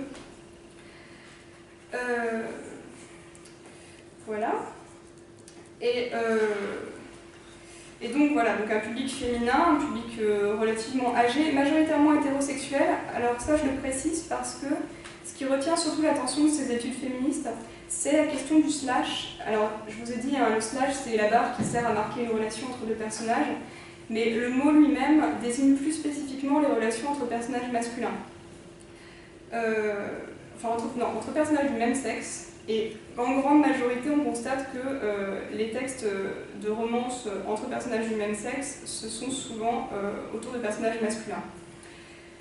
Parce que c'est quelque chose qui a beaucoup retenu l'attention, on s'est beaucoup demandé pourquoi, donc il y a toute une vague d'études sur cette question-là. Et ce genre de questions, ça a aussi tendance à faire qu'on a abordé ça avec des outils avant tout sociologiques, voire anthropologiques, et que la psychanalyse a pu aussi être invoquée dans ces études-là, dans les années 90. Or, on sait bien que quand un objet est marginal du point de vue de l'institution littéraire, il y a une tendance à le renvoyer toujours vers la sociologie. Si jamais vous travaillez vous-même sur des objets marginaux, c'est très courant qu'on vous dise « Ah oui, mais du coup, c'est de la socio ». Alors, en général, on n'est pas en socio, mais voilà. Toujours est-il que donc, si la fanfiction a mauvais genre, c'est peut-être aussi parce qu'elle est perçue comme une pratique à la fois féminine et adolescente. Et comme il s'agit de réécriture, il y a toujours cette idée qu'on n'est pas dans la véritable création, mais toujours dans une forme de dépendance par rapport à l'œuvre source. Et la nature dérivée de l'écriture, c'est sans doute aussi ce qui tend parfois à faire considérer les fanfictions comme des exercices un peu scolaires, comme une sorte de formation pour auteurs en devenir, ou bien comme l'exutoire de fantasmes féminins. Et là, on retombe sur les histoires de bovarisme. Alors, si on veut remonter à la racine du mal, hein, entre guillemets, qu'est-ce qui nous fait parler de cette étrange maladie du fan? Qu'est-ce qui va coincer, en fait, du côté de la critique littéraire qui tient ce discours-là sur le lecteur? Donc, contre-diagnostic, on va voir que le discours critique n'est pas le même exemple de petits soucis. Premier symptôme, ce discours de stigmatisation, il vient d'une peur du lecteur, d'une peur d'un certain type de lecteur. Ce que j'essaie de montrer là, c'est que le fan est une sorte de concentré de tout ce qui qualifie le mauvais lecteur, consciemment ou inconsciemment, hein, dans ce discours-là. Alors il y a un cas d'école qui est très célèbre dans la critique littéraire, qui incarne un peu ce repoussoir du mauvais lecteur et qui a des points communs avec le fan. Dans les années 30, Céline, dans un article qui servira de postface plus tard à Voyage au bout de la nuit, reprend le témoignage d'un agent forestier ayant répondu à une enquête sur la manière de se constituer une bibliothèque. Alors le forestier en question expliquait que ce qu'il faisait, c'est qu'il découpait dans les livres tous les passages qui ne lui plaisaient pas et qu'il gardait seulement les pages qui lui plaisaient, donc parfois très peu. Et donc évidemment ça horrifie complètement Céline parce que je crois qu'il n'a gardé que 4 pages de Voyage au bout de la nuit, enfin bref, il est extrêmement vexé. Alors si la question vous intéresse, il y a un dossier qui est paru récemment sur Fabula autour de cette question, ça s'appelle Lire avec des ciseaux. Et ici, on a affaire donc, à un cas extrême d'appropriation des textes qui suscite vraiment le rejet chez les auteurs. Hein. Bon, et après, même si c'est Céline, je pense que il y a aussi ce genre de peur dans la critique. On le voit assez bien, parce que là, je vous cite le commentaire qu'on trouve dans le Garnier Flammarion consacré au lecteur de Nathalie Piégé-Gros, donc qui est paru, là pour le coup c'est beaucoup plus récent, ça n'a pas 10 ans. Elle nous parle donc de cette histoire du forestier de Céline et elle commente le cas de ce lecteur qui adapte le texte à son goût sans aucun respect pour sa lettre nous laisse imaginer une clinique de la lecture parallèle à celle que Philippe Artière a tracée de l'écriture. Sans doute conduirait-elle à constater qu'il n'y a qu'une différence de degré entre la bonne lecture et la lecture pathologique. De degré et non de nature, car tout lecteur est habité par la pulsion qui le conduit à détruire le texte, ne fût-ce que pour mieux se l'approprier, à franchir la barrière imaginaire qui sépare fiction et réalité, ou encore à franchir celle qui le sépare de l'auteur en réécrivant le texte. Alors là, on le voit, hein, c'est pas très dur de trouver des exemples de vocabulaire médical. On est quand même sur la clinique de la lecture pathologique, la pulsion, détruire le texte, etc. Donc, on voit bien que ça s'applique, c'est quelque chose qui pourrait très bien s'appliquer aux productrices de fanfiction, qui franchissent, si on veut, la frontière qui les sépare de l'auteur et qui vont réécrire le texte, et aussi supprimer ce qui leur déplaît. Tout comme le Forestier, c'est-à-dire que, par exemple, on va ressusciter sans scrupule beaucoup de personnages, on va ignorer certaines péripéties, voire ignorer l'intrigue, en fait. Et donc cette association entre la maladie et l'appropriation, entre la lecture, avec la lecture trop personnelle des textes, est quand même assez frappante. Et ce qu'on craint, c'est donc vraiment, du point de vue de la critique, le délire interprétatif. Et c'est quelque chose qui pourrait aisément s'appliquer aux fanfictions si on les lit en ayant en tête les notions de respect du texte et de fidélité à l'œuvre réécrite. Parce que c'est bien de ça qu'il est question. Et j'en arrive à mon deuxième symptôme de la critique littéraire, c'est la question d'une impossible autorialité du fan. C'est ça qui est en jeu fondamentalement. Et se rendre compte des résistances que peuvent offrir les différents discours institutionnels au geste de réécriture de la fanfiction, c'est aussi réaliser que, comme je le disais tout à l'heure, on supporte assez mal finalement qu'on touche au classique.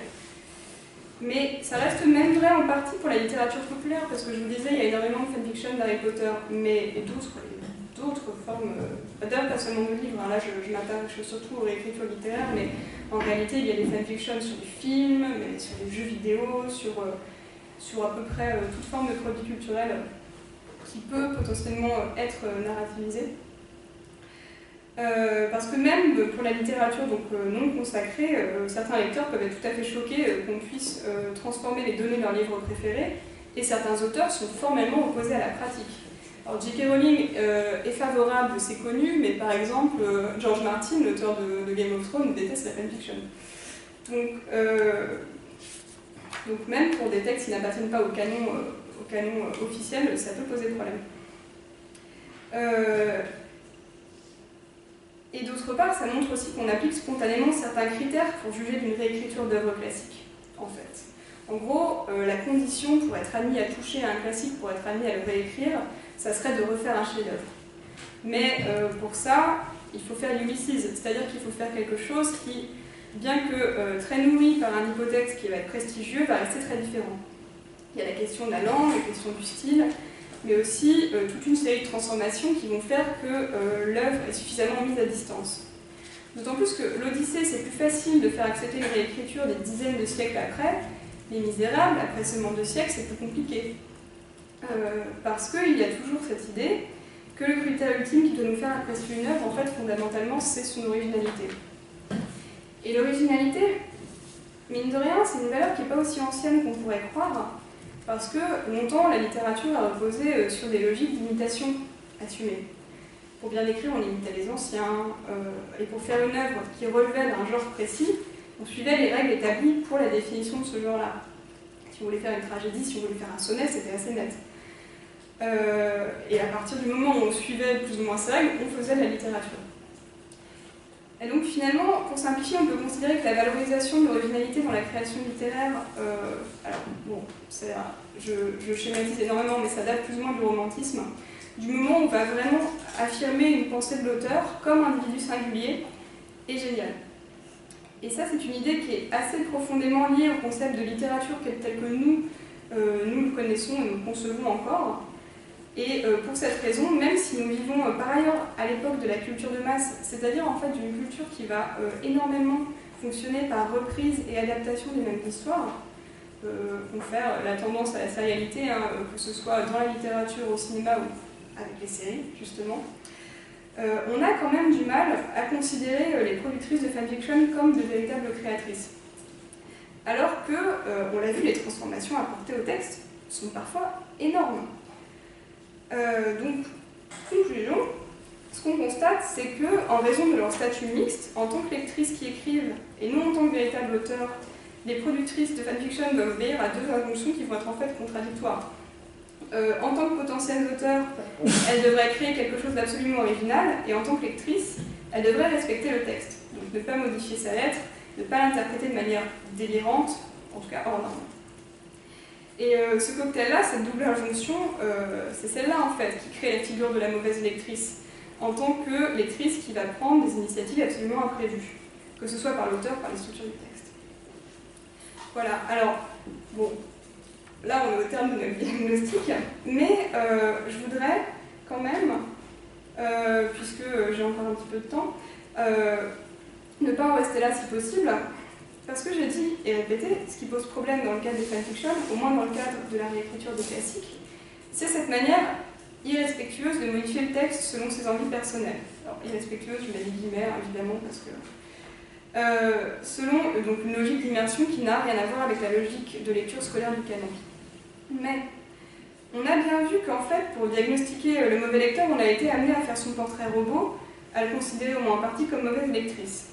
J'ai dit aussi que la fanfiction était en partie perçue comme une pratique adolescente, voire infantile, et c'est quelque chose qui renvoie à une forme de minorité du lecteur. Et en fait, oui, la fanfiction c'est ça aussi. C'est en partie une lecture et une écriture de la minorité. Bon, je veux dire de la minorité au sens de catégorie sociale, c'est-à-dire au sens de ce qui tendrait à être marginalisé et à n'être pas entendu aussi. Et donc, il ne faut pas perdre de vue que si on change de perspective un moment et que l'on se détache de la peur du mauvais lecteur, qu'on peut identifier dans le discours, de la théorie, c'est aussi ça que peut recouvrir le vocable de mauvais lecteur. C'est-à-dire pas seulement un lecteur qui délire, qui détruit le texte, qui maltraite le sens, mais aussi un lecteur, ou plutôt une lectrice en fait, qui ne lit pas comme on voudrait qu'elle lise. Ou alors qui va relire en tout cas d'une manière inattendue contre ce que dit le texte de départ.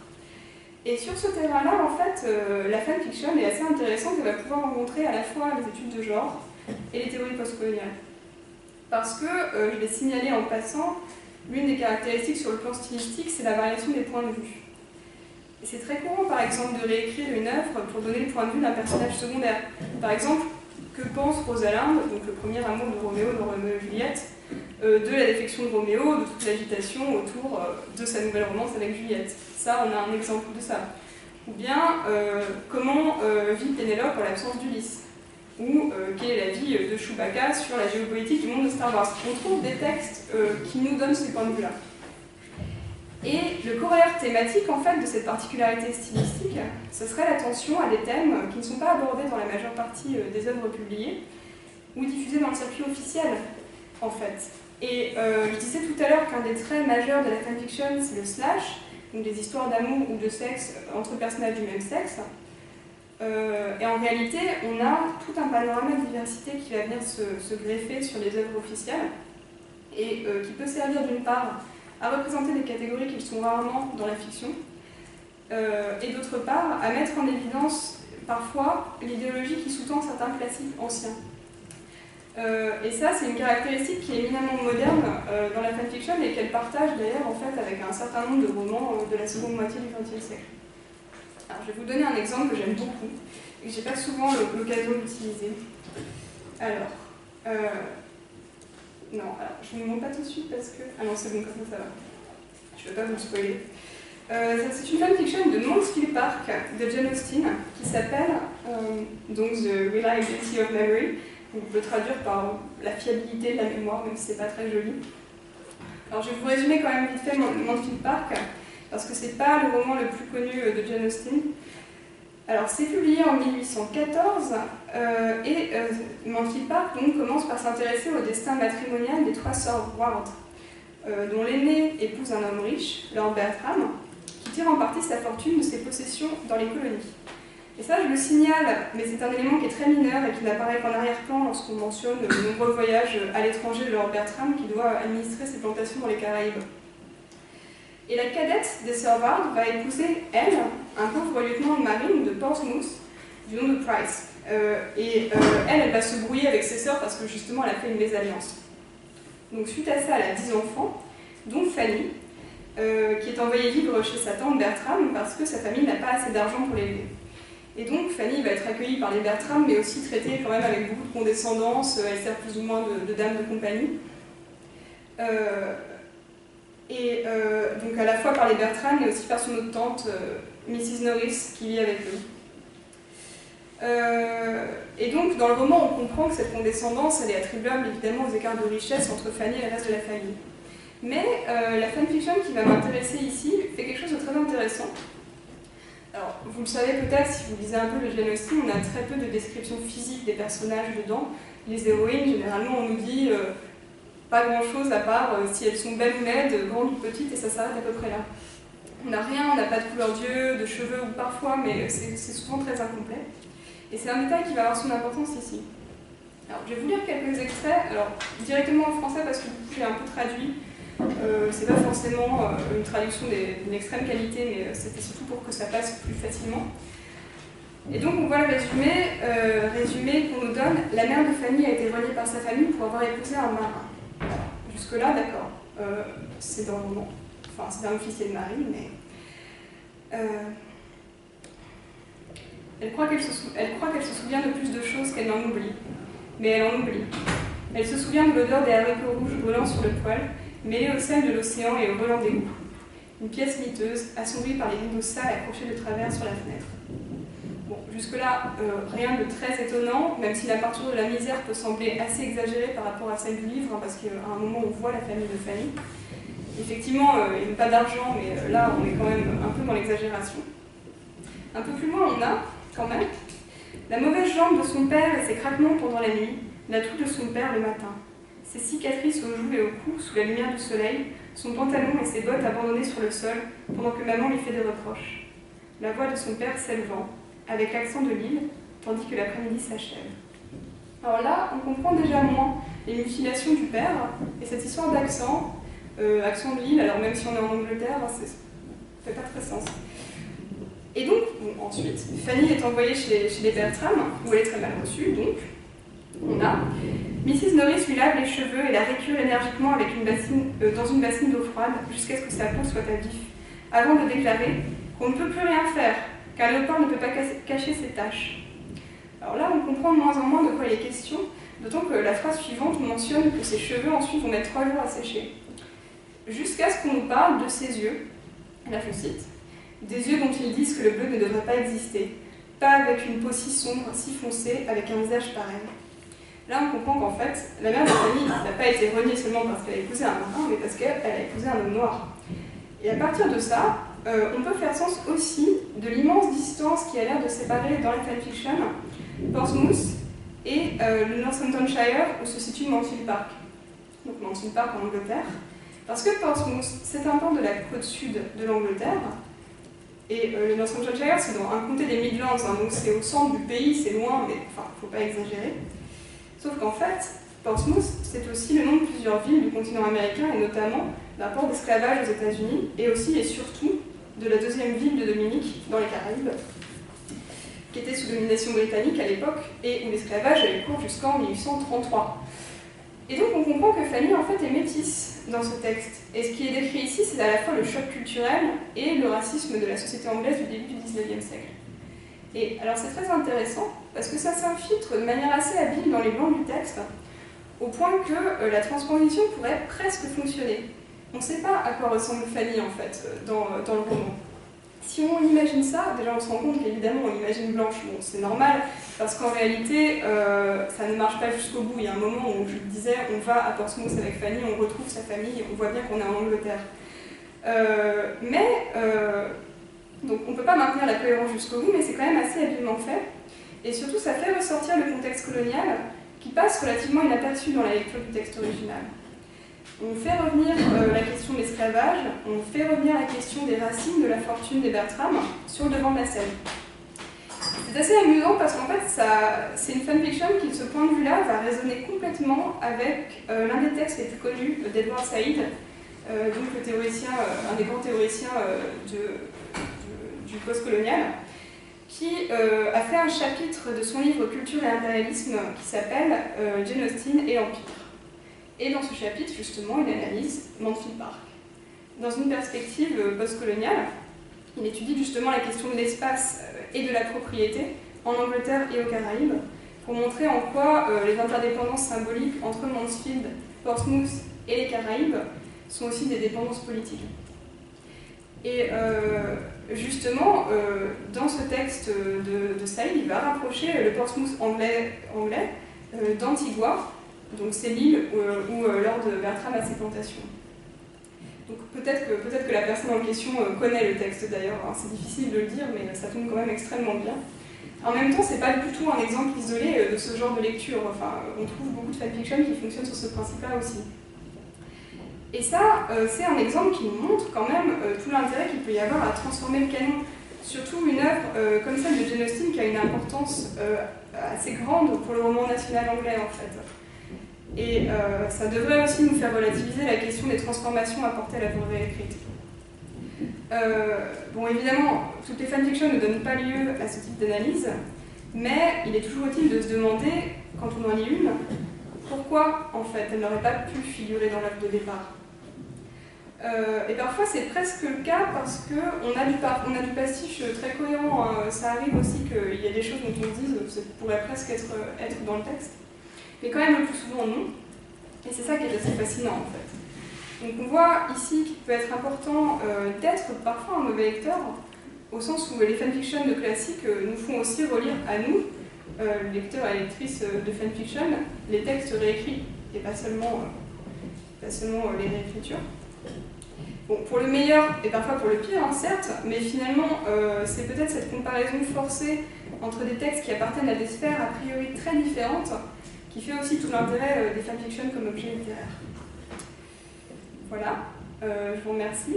Je précise que si jamais ce genre de questions vous intéresse, il y a eu une création d'une page fanfiction dans l'atelier littéraire de Fabula récemment, et où j'ai fait une introduction qui reprend une partie des éléments que j'ai donnés là avec d'autres choses, qui donne quelques éléments de biblio aussi. Et si ça ne te dérange pas, je voudrais aussi faire une toute petite page de pub pour le séminaire d'élèves auquel je participe moi, qui est le séminaire donc, Caméléon pour les comparatistes, donc séminaire en littérature comparée dont le thème est normes et transgressions. Donc moi, ça m'arrivera de parler de la fanfiction et d'autres choses, de littérature numérique aussi, mais on est plusieurs. Hein. Et c'est une fois par mois, le lundi soir, mais c'est pas tellement en concurrence parce que c'est plus tard, hein, bon, ça commence à 18h, donc 18h, 20h. Ce qui fait que vous pouvez enchaîner les deux séances, ce qui ne peut qu'être formidable. Exactement, une très très bonne soirée. Et prochaine séance le 14 novembre à 18h en salle Ceylan pour parler des personnages marginaux. Voilà. Donc je ne sais pas si vous avez des questions, des remarques, il nous reste un petit peu de... Merci beaucoup déjà, parce que moi j'ai trouvé ça passionnant et j'en ressors avec beaucoup de choses à réfléchir, avec beaucoup de pistes de réflexion. Je ne vais peut-être pas commencer à parler de la première, mais voilà, j'ai 2 pages de questions que je ne vais pas t'enfouir dessous tout de suite. Mais... On a une demi-heure après. Moi j'en ressors en tout cas avec vraiment beaucoup de questions. Je suis frappée par certaines choses que tu as dites, comme le fait que la fanfiction, quand tu essayes de la définir, elle a exactement ce même côté labile et glissant, savonneux qu'à la littérature populaire, par exemple, et aussi ce que tu as dit qu'elle se définissait par ses conditions d'existence. Ça, c'est exactement ce qui arrive à des choses comme le roman feuilleton, qui en fait se définit par un mode de publication, un mode de circulation. Et voilà, moi j'en sors avec beaucoup de questions, mais peut-être il y a d'autres questions que les miennes, ou alors j'ouvre le feu s'il y a de la timidité pour l'instant. Bon ben, oui. Allez, parfait, c'est moi qui commence. Merci beaucoup pour cette communication, c'était vraiment passionnant. J'avais une question. Oui, tu parlais du lecteur justement immersif, qui serait un mauvais lecteur, et en même temps tu parlais des balises Sorry Victor Hugo, ce genre de choses qui, pour le coup, fait vraiment la marque d'une distanciation et d'un espèce de jeu ludique en fait avec le texte. Donc, je suis un peu pas sûre de cette tension. Voilà. Non, mais c'est sûr. En fait, le discours sur la lecture immersive, c'est pas quelque chose. Enfin, c'est quelque chose qui qui tendrait à stigmatiser le lecteur de fanfiction, mais disons du point de vue de l'institution. Parce que, en réalité, c'est vrai, hein, et d'ailleurs, si on regarde, parce que là, je voulais cacher parce que je voulais vous garder la surprise, mais en fait, on sait très bien ce qu'on va lire quand on lit une fanfiction, et on sait très bien que, par exemple, ce genre de balise-là vous prévient, en fait, que le personnage va être noir, ou que le thème, c'est ça, ou que ça parle de racisme, etc. Et du coup, en fait, j'ai parlé de la lecture immersive, c'était essentiellement pour justifier le rapport qu'il peut y avoir au personnage, qui peut paraître très surprenant si on lit comme on lirait pour un commentaire de texte, au sens où tous les débats qui entourent les textes dans le milieu fan ont quand même beaucoup tendance à recourir à cet argument-là, à la psychologie en fait du personnage. Après, là, je vous ai tenu un petit peu un discours emprunté, c'est-à-dire que moi, c'est pas ce que je pense. Enfin, disons que c'est ce qui pourrait expliquer finalement que le fan ne soit pas toujours bien reçu. Mais on constate, si on analyse ce discours-là de plus près, qu'effectivement, il n'est pas exact en fait. Les fans lisent en immersion, mais ils écrivent avec de la distance en fait. C'est ça qui. Et d'ailleurs, je pense que le geste d'écriture participe forcément de cette prise de distance. Ça fait partie des tensions qui sont inhérentes à beaucoup d'objets populaires. Je me permets d'embrayer sur ce que tu dis, mais ça fait partie de ces espèces de problèmes insolubles, exactement comme d'imaginer un romancier populaire qui écrirait bien. C'est comme un carré qui rentrerait dans un triangle, ça passe pas. Et, effectivement, la question de la lecture immersive a été beaucoup... ça fait un bon siècle et demi qu'elle est sur le devant qu'elle sert de critique et qu'elle a bon dos. La littérature populaire du 19e, on lui reprochait de s'adresser à un lecteur facilement manipulable qui était la femme ou l'enfant, et donc d'avoir une influence beaucoup trop grande sur quelqu'un qui ne sait pas différencier sa lecture parce qu'il est un lecteur fragile. En fait, c'est exactement ce qu'on retrouve dans ta sociologie de la fanfiction. Oui, c'est ça. Et en plus, ce qui est intéressant avec cette question de lecture immersive, c'est que mine de rien, alors certes, on a des débuts du roman qui ont justement joué au XVIIIe avec le fait de bien rappeler la distance fictive, pas fictive, mais qu'au XIXe, on a une littérature qui fonctionne quand même sur des codes d'immersion énormes. Enfin, la manière d'écrire fait qu'on a des univers romanesques très cohérents, où on lit en s'immergeant, et que la modernité littéraire au XXe, ça passe justement par cette fin de l'immersion qui fait que ça devient finalement une valeur pour séparer la littérature de la littérature populaire en fait. La littérature populaire, c'est une littérature où on s'immerge. C'est une littérature qui, en plus de ça, a en général la volonté de faire croire que c'est vrai. C'est-à-dire qu'on dit oui, c'est tiré d'un fait divers dans le journal, l'auteur a été voir les dossiers à la police, etc. J'ai trouvé ça dans une vieille chronique de l'époque. Il y a une volonté de faire croire que c'est réel. Après, donc je rebondis sur ce qu'on disait, ce qui contraste vraiment très fortement avec cette idée-là, c'est que je ne vous ai pas parlé du système de classement des fanfictions parce que voilà, ça aurait été trop long, mais en fait, on lit jamais une fanfiction par accident, ou c'est très rare. Parce qu'en fait, dans ce genre de site, qui donc mélange à la fois des fanfictions d'Harry Potter, de tout ce qu'on veut, on va chercher en fait ce qu'on veut lire. Et du coup, on lira toujours avec la conscience que oui, c'est nous en fait, ça répond à une sorte de commande, on a tapé dans le moteur de recherche qu'on voulait, voilà, Nancy Park, Jane Austen, pas de collection, tant pis. Et on tombe sur voilà, tout ce qui existe avec des balises qui nous préviennent très largement à l'avance de ce qu'on va trouver. Et donc il n'y a pas du tout possibilité de lire parce que justement on a une responsabilité très forte dans ce qu'on va lire, peut-être plus encore que dans la littérature consacrée. En fait, ton système de balises, ça endosse la responsabilité qui est celle de la collection éditoriale qu'on a imprimée en quelque sorte. Oui. Ou quand on sait qu'on achète un livre tout noir avec un bandeau rouge, on sait qu'on achète un polar norvégien, et ainsi de suite. Oui, avec le fait que c'est intéressant le système de tag parce que ça, comme souvent, ça évolue vers des choses qui sont très très subjectives et que par exemple celui-là, ça correspond juste à ce texte en fait. Enfin, ça devient une forme de résumé un petit peu fragmenté plus qu'un système de classement strict. Mais il y a certains sites qui forcent à rentrer dans des catégories prédéfinies, et là on voit du coup les auteurs, enfin les productrices de fanfiction forcées de classer par genre, de classer par personnage, et c'est intéressant d'ailleurs de voir comment c'est rangé en fait. Vous aviez une autre question? Non. Est-ce qu'il y a... Oui. D'abord, merci pour cette communication très intéressante sur la non-fiction. Je l'ai un peu étudiée pour ma part. Et ce qui ressortait pas mal dans ce que j'ai trouvé récemment, c'était l'enjeu du copyright, donc l'enjeu économique. Et donc, toi, je ne sais pas sur qui tu as laissé de côté dans cette communication. Je me demandais si tu avais entendu sur la question, pourquoi tu as décidé de laisser de côté. Alors, j'en ai pas parlé parce que effectivement, c'est pas tellement mon champ de, enfin non, c'est même pas du tout mon champ de compétences. La seule chose que j'aurais à dire là-dessus, c'est que il me semble, mais après, je pense que tu vas peut-être pouvoir me dire mieux que moi, que cette question-là et la question de la position dans le système économique, au début, était assez encensée. On a dit beaucoup que c'était le milieu du gratuit, le milieu de la diffusion. En plus, c'est un milieu où on se fait énormément de cadeaux sous forme de fiction. Par exemple, il y a beaucoup d'histoires qui sont écrites d'un fan pour un autre fan, et ça apparaît sur le site comme dédié à tel fan, et ça renvoie à son compte, etc. Donc une espèce de système sans argent, comme ça, où ça marchait sur l'échange, ça marchait sur la passion.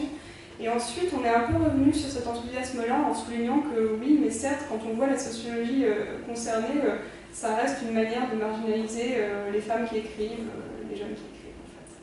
Mais après, précisément sur le plan juridique, économique, non, j'avoue que je ne pourrais pas être plus précise que ça, donc je ne sais pas si tu veux ajouter quelque chose.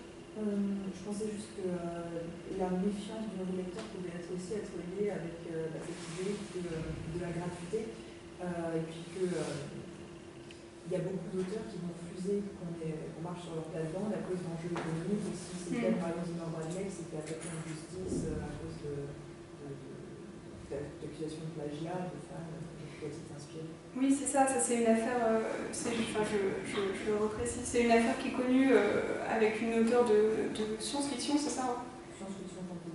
Science-fiction fantasy, qui encourageait beaucoup la pratique des fanfictions, au point qu'en fait, à un moment donné, un fan ou une fan l'a attaqué en justice parce qu'elle retrouvait des idées à elle dans les livres sortis ensuite, en fait.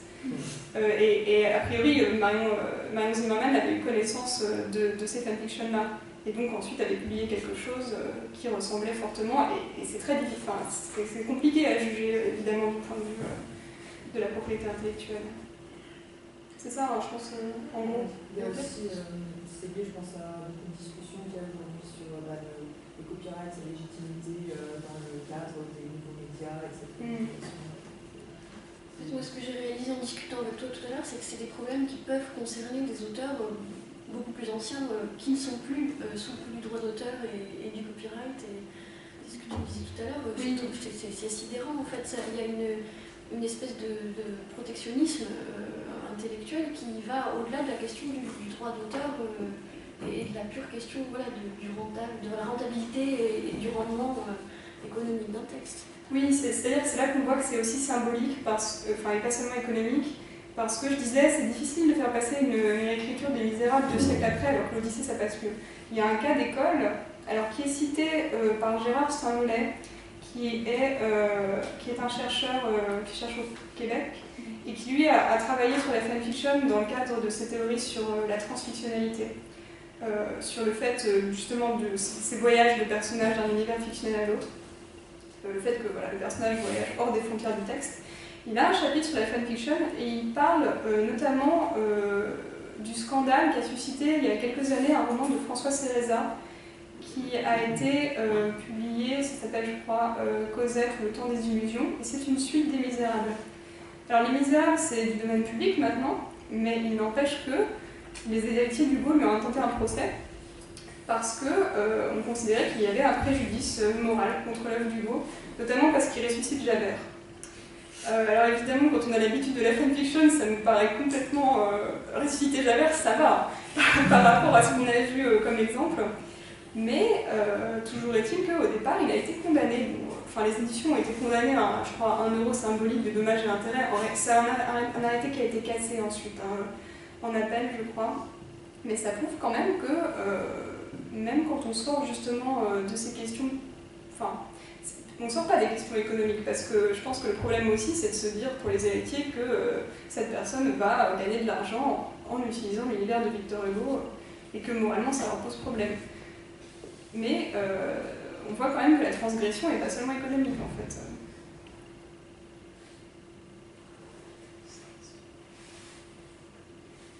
Oui.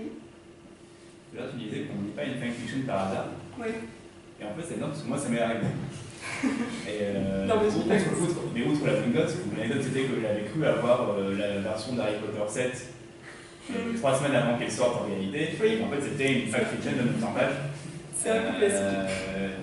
Donc ça n'était pas totalement par hasard, en fait. Mais c'était pas par hasard, c'était une fanfiction. Je cherchais le vrai texte. Oui, non, il a raison. C'est vrai que ça peut arriver aussi. Mais, si on est un peu naïf dans notre utilisation des moteurs de recherche, même maintenant, ça peut arriver. Ce que je voulais dire, c'est que ça peut être intéressant comme expérience par exemple, de prendre un littéraire, un vrai littéraire, un chercheur, et de trouver un texte classique qu'il n'a pas lu. Par exemple, le Shakespeare qu'il n'a pas lu, je ne sais pas, le Hugo qu'il n'a pas lu, et de lui faire lire à la place une bonne fanfiction, et de lui révéler après que c'était une fanfiction. Et quel est le statut dans ce cas-là, le rapport qu'il pourra avoir au texte, qui il a attribué cette espèce de mythe de l'auteur connu. Oui, alors c'est vrai que c'est très amusant comme idée, et bon, après, il faut trouver quelque chose qui passe suffisamment bien. C'est pas toujours évident, ça arrive. Il faut quand même bien chercher, hein, parce que comme je l'ai dit, la question de la langue en général trahit, et même la question du support, bon, il se demanderait qu'on imprime, qu'on remette en page. Non, mais c'est pas inintéressant parce qu'en fait, ça pose aussi la question de est-ce que c'est possible, en réalité, de lire une fanfiction sans connaître l'œuvre de départ? Est-ce que c'est possible de la comprendre? Et alors ça, j'avais fait ça à l'époque où j'avais fait mon mémoire dessus en prenant un classique que j'avais pas lu. C'était Une chambre avec vue. Et j'avais pris une fanfiction et j'essayais de voir ce que j'en comprenais en n'ayant pas vraiment de connaissance de l'intrigue, ou alors vraiment extrêmement lointaine. Pour moi, ça parlait vaguement de mariage, mais comme beaucoup de littérature de cette époque. Et en fait, en plus, c'était quelque chose de très elliptique, qui était très court, et où il n'y avait pas de nom propre. Il n'y avait que des pronoms. Donc c'était un texte érotique, hein, avec il et elle. Et ben, j'étais bien en peine de dire pas ce qui se passait, parce que pour le coup c'était assez clair, mais de qui il était question. Heureusement, bon, évidemment il y a les balises, mais c'est pas le cas sur tous les sites. Ça arrive vraiment de trouver des textes qui sont tout à fait allusifs. Et là, il faut être vraiment, c'est là qu'on voit qu'il faut être un lecteur compétent du texte de départ pour savoir l'apprécier, parce que sinon c'est un texte érotique, voilà, enfin pas particulièrement intéressant en fait en soi. C'est vraiment intéressant dans le rapport que ça entretient avec son hypotexte.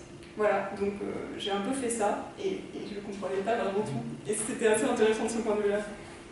Sinon, quand tu as cette expérience de trouver le Shakespeare inédit, ça sort un petit peu du cadre de la fanfiction tel que tu l'as défini, puisque ça a été publié, et enfin voilà, ça sort un petit peu, il y a une volonté auctoriale plus classique derrière ce texte-là, mais il est sorti, je crois, l'an dernier, un recueil de lettres inédites de la correspondance de Proust, qui étaient les lettres de son chauffeur à Proust.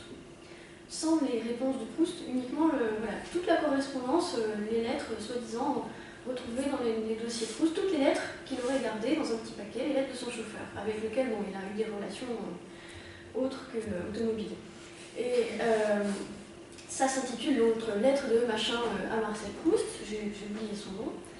Et le paratexte en 4e de couverture indique quelque chose comme les lettres perdues enfin ressurgies du passé de un tel à Marcel Proust. Et il ne suffit pas d'ouvrir le livre pour se rendre compte de ce qu'on a dans les mains pour de vrai. Il faut être extrêmement attentif et regarder la page de couverture, rien, mais la page de titre à l'intérieur. Il y a écrit en minuscule tout en bas, roman. Ce sont des fausses lettres. Et en fait, même le paratexte de la couverture les présente comme un vrai recueil de lettres. Ce qui est absolument malhonnête au fond. Et moi je connais quelqu'un à qui il est arrivé exactement cette expérience-là, c'est-à-dire de se dire oh génial, des lettres inédites à Marcel Proust, j'achète ça tout de suite. Et il m'a mis ça entre les mains et moi je savais pas quoi faire avec ce livre qui en plus était édité, c'était de l'auto-édition. Des lettres à Marcel Proust auto-éditées, c'était pas possible. Et j'ai fini par voir ce nouveau roman en tout petit et il était tellement furieux qu'il a jeté le livre. Il est parti à la poubelle. Et je pense que au-delà du côté affectif qu'il pouvait y avoir dans ce cas-là, je pense qu'il y aurait une sérieuse déconvenue d'avoir appliqué une lecture qui est, comme tu le disais, qui est une lecture scolaire, d'admiration, une lecture universitaire, une lecture sérieuse, à un objet qui ne le mériterait pas. Voilà. Et ça m'a rappelé cette anecdote, même si effectivement ça sort un peu du cadre de la fanfiction. Oui, il y a plusieurs priorités ou dames. Ah oui, pardon. Tu disais que la fanfiction, plutôt aux États-Unis et en France, était dévalorisée et avait besoin d'un discours de légitimation. J'ai vu dans un reportage à la télé que, contrairement aux États-Unis et en France, visiblement en Angleterre, la fanfiction avait un essor et vraiment était plus ou moins valorisé au point que dans des universités, il y avait des ateliers et des cours de création et d'écriture de fanfiction. Deuxième semestre à Paris 3, cours de L1, atelier de fanfiction. Non, je ne peux mettre plus long, j'en ferai un tout petit peu. D'accord. Et non, mais alors c'est intéressant parce que j'avais pas forcément vu passer ça. Tu sais dans quelle université exactement Alors je me souviens plus, surtout que c'était un documentaire qui passait vers 1h du matin. Oui, alors j'ai vu passer, enfin je l'ai pas vu, mais j'ai vu que ça passait effectivement. Non mais il faut faire la part des choses. C'est vrai que là, j'ai un peu relevé tout ce qui pouvait être de la légende noire. C'est quelque chose qui, à mon avis, était aussi plus vrai il y a quelques années. Parce qu'il y a eu aussi une forme d'acculturation, on s'est habitué à la fanfiction, parce que ça a apparu dans les médias quand même assez tard, et le premier discours a été quand même assez choqué. Et au fur et à mesure, on se dit, bon d'accord, il y a des gens sur Internet qui font du porno avec Proust. Enfin, non, pas avec Proust, il n'y a pas tellement besoin. Il y a quelques exemples, mais c'est très rare. Enfin voilà, en gros, pour caricaturer, c'était ça qui choquait, et maintenant c'est plus ou moins mis, surtout depuis 50 Shades of Grey en fait, qui a au moins servi à ça. Ça a un peu banalisé, mais maintenant finalement la résistance elle est plus tellement du côté des médias, elle va plutôt être du côté de, disons, moi si jamais, oui alors juridique évidemment, et puis ensuite de comment est-ce qu'on en parle dans un cadre institutionnel en fait. Mais bon, du coup, ouais, j'essaie de regarder parce que c'est intéressant justement. Et la question serait pourquoi l'Angleterre particulièrement en fait, plus que la France ou plus que les États-Unis. De ce que j'avais compris, c'était maintenant les médias allaient justement beaucoup sur les sites de fanfiction pour trouver des nouveaux talents, entre guillemets, et pour les publier, et que la France commence justement à prendre exemple sur l'Angleterre pour trouver des nouveaux auteurs. D'accord. Ouais, c'est intéressant parce que là, du coup, on retombe sur quelque chose enfin, bon, à la fois dans une perspective commerciale et à la fois, justement, d'école de l'écriture. Bon, après, avec les problèmes que ça pose, c'est pas forcément la vocation initiale de la fanfiction, mais c'est intéressant que ça évolue comme ça. Il y avait des questions par là Moi, je me demandais si c'était pas, si finalement la fanfiction n'était pas un pastiche, mais pas encore bien identifié, disons un pastiche débridé ou dévoyé, parce que ça ne serait pas un pastiche sur le style, mais sur l'univers fictionnel, et qui serait encore difficile à identifier parce qu'il est assez récent, enfin, ce phénomène de fanfiction, et que probablement il va muter encore jusqu'à alors peut-être faire devenir un vivier pour une espèce de Starac de la littérature, ou enfin je sais pas quoi. Ou alors, comme vous disiez tout à l'heure, pour l'autopublication de fausses lettres à Proust, finalement ça s'explique par la publication à la demande, le fait que n'importe qui ici ou ailleurs peut produire un livre, et que, enfin, après tout, enfin, je sais pas, j'ai toujours la tentation de rabaisser les choses, mais vraiment, est-ce que c'est pas un pastiche dont on ne connaît pas encore le nom? La fanfiction, finalement. Alors, un pastiche qui ne reposerait pas sur le style, ça me paraît un peu compliqué. Sur l'univers fictionnel. Oui, alors justement, dans ce cas, on en connaît peut-être le nom, parce que justement, ce que je disais, c'est que je parlais de Richard Saint-Gelais qui travaille sur la transfiction, donc sur justement sur le fait que la fiction, finalement, va déborder les frontières de l'univers du support qu'il a vu naître, du texte qu'il a vu naître, pour s'exporter en film, pour s'exporter dans d'autres textes, sous plein de formes différentes. Donc finalement, ça pourrait peut-être être ça, le nom de la fanfiction de ce point de vue-là en tant que pastiche, si on veut, ça serait une réécriture transfictionnelle, en fait, un type particulier de réécriture transfictionnelle. Le livre de Saint-Gelais, c'est Fiction transfuge. Je le recommande, c'est intéressant parce qu'en plus, il n'y a pas que la fanfiction dedans, il y a d'autres cas différents de reprises, par exemple, de continuation d'une œuvre par d'autres auteurs que son auteur original. Par exemple, il parle des suites des Trois Mousquetaires par d'autres auteurs que Dumas. Donc il y a différents cas, et c'est bien aussi de recourir à cette notion parce que ça permet de spécifier ce qui est vraiment relève de la fanfiction et ce qui n'en relève pas aussi. Alors il y a plusieurs choses. Il y a quand même la question de... Vous disiez c'est récent. En fait, c'est pas si récent, hein, parce que ça existe quand même depuis les années 60. Mais là, vous l'associez un peu quand même à Internet. Je l'associe à Internet. C'est vrai que ça a explosé avec Internet. C'est quelque chose qui a existé très longtemps dans les conventions, dans les magazines fans, mais c'est sur Internet depuis les années 90, ça commence à faire un petit moment. Et ce qui est vrai par contre, c'est qu'effectivement, avec ce genre de publication sur le net, avec le fait que les auteurs publiés vont par ailleurs tenir des blogs en ligne, vont éventuellement eux-mêmes éditer leurs textes, le mettre à disposition sur leur site, on pourrait penser qu'on s'avance vers une espèce de confusion justement entre comment on supprime finalement la barrière de l'édition papier, qu'est-ce qui se passe du point de vue du statut des textes en fait. C'est vrai que c'est intéressant. Si je peux juste ajouter une petite chose, j'étais au séminaire de Mathieu Le Tourneux à Nanterre sur la fiction de croyance, intéressant aussi sur les fictions populaires, ce genre de choses, et il parlait notamment des pulps au début du XXe, des magazines spécialisés sur la romance, le western, le policier, et dans le courrier des fans, justement, il y avait déjà le courrier des fans, et il y avait cette espèce de mélange en fait où les fans se construisaient des personnalités de cow-boys, des personnalités de voilà, et ils allaient jusqu'à proposer d'échanger des outils comme des pistolets, des chapeaux de cow-boy, et ils donnaient plusieurs exemples. Donc en fait, ça montre peut-être même à plutôt que les années 60, je sais pas. On peut toujours trouver, des liens. En fait, globalement, c'est lié à l'émergence de la culture de masse, en fait.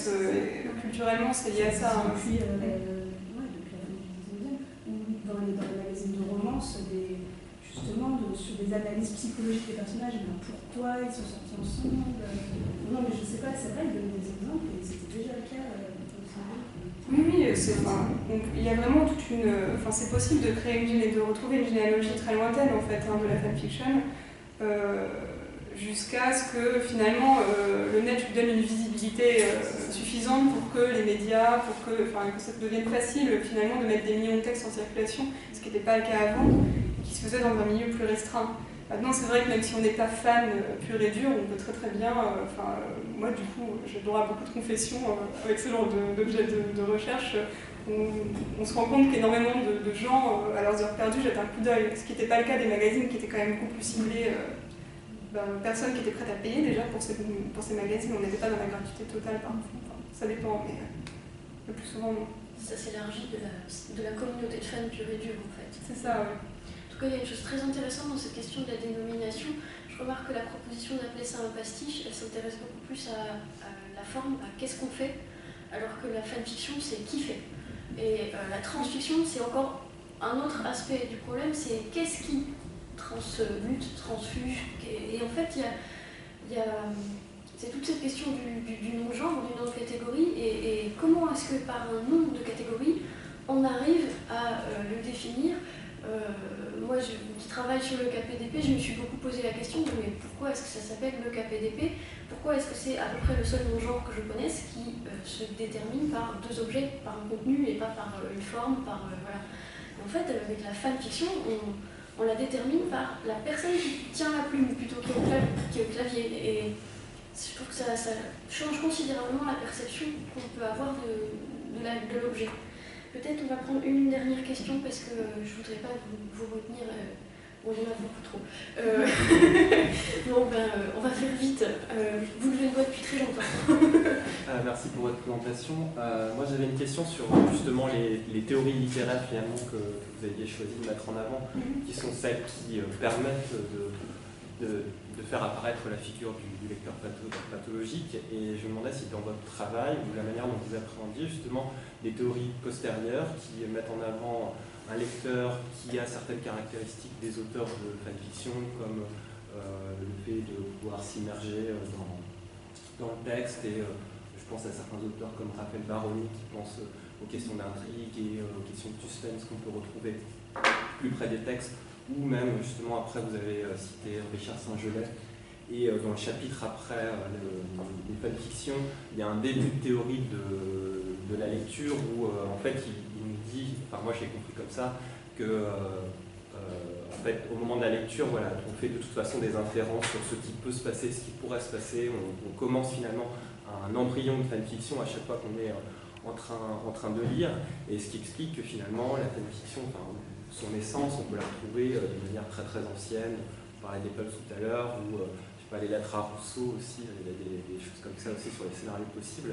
Et donc je me demandais finalement comment dans votre travail vous alliez positionner d'autres auteurs postérieurs par rapport à ceux que vous avez présentés. C'est vrai que là, effectivement, j'ai choisi ces auteurs-là parce que, d'une part, c'est parce que voilà, les gens les connaissent, mais aussi parce que je pense que c'est encore eux finalement qui conditionnent, disons, le rapport commun à ce genre de questions. À l'heure actuelle, c'est encore les auteurs qui dominent, c'est eux qu'on va enseigner. Et c'est pour ça que justement, c'est ça qui pose problème dans la réception de la fanfiction. Après, évidemment, ça c'est des théoriciens dont je me sens plus proche. Après, j'ai parlé de Charles aussi, qui est quand même aussi, je pense, de cette génération-là un peu plus récente, même si bon, il est un peu à part. Évidemment, comme je disais, la transfiction, c'est très très utile pour penser la fanfiction, je m'en suis servi dans mon travail. Et après, c'est vrai que j'ai moins regardé du côté des théoriciens de l'émotion, des théoriciens de l'immersion, parce que c'est des choses que j'aborde plus récemment. Je ne sais pas dans quelle mesure je serai amenée à creuser, en fait, c'est possible, hein, parce que, comme je disais, maintenant je m'éloigne un peu de la fanfiction pour ma thèse, même si je vais en parler, parce que c'est évident qu'avec ce genre de problématique, c'est important. En fait, ce que j'avais surtout été amenée à faire, c'était avec Charles, à finalement le prendre d'un point de vue rhétorique. Mais là, ce qui se passe, c'est que du coup, ça nous renvoie à des pratiques littéraires des siècles anciens. Donc, des époques de préauctorialité, et notamment des exercices, par exemple, de rhétorique de l'Antiquité, ce qui s'appelle les prognasmata. Tous ces exercices qu'on donnait finalement à faire aux élèves de rhétorique en leur disant voilà, imaginez-moi le discours d'Achille devant Troie, ce genre de choses. Et c'est plutôt ça que j'ai fait en fait, à la fois avec donc les rapports à l'Antiquité, les rapports aussi au Moyen-Âge, et toute la question de la variance et des différentes versions d'un même texte sans auteur en fait. Mais effectivement, je suis d'accord que c'est des outils très intéressants et je pense que je vais essayer de creuser dans ce coin. Mais si vous voulez en discuter, je suis tout à fait partante. Justement, je suis navrée parce qu'on va devoir s'arrêter là, le temps de tout remballer, mais pour ceux qui voudraient continuer la discussion autour d'un verre, vous pouvez rester, on arrive et on va boire un verre avec vous avec grand plaisir. Et merci beaucoup Marion. Merci.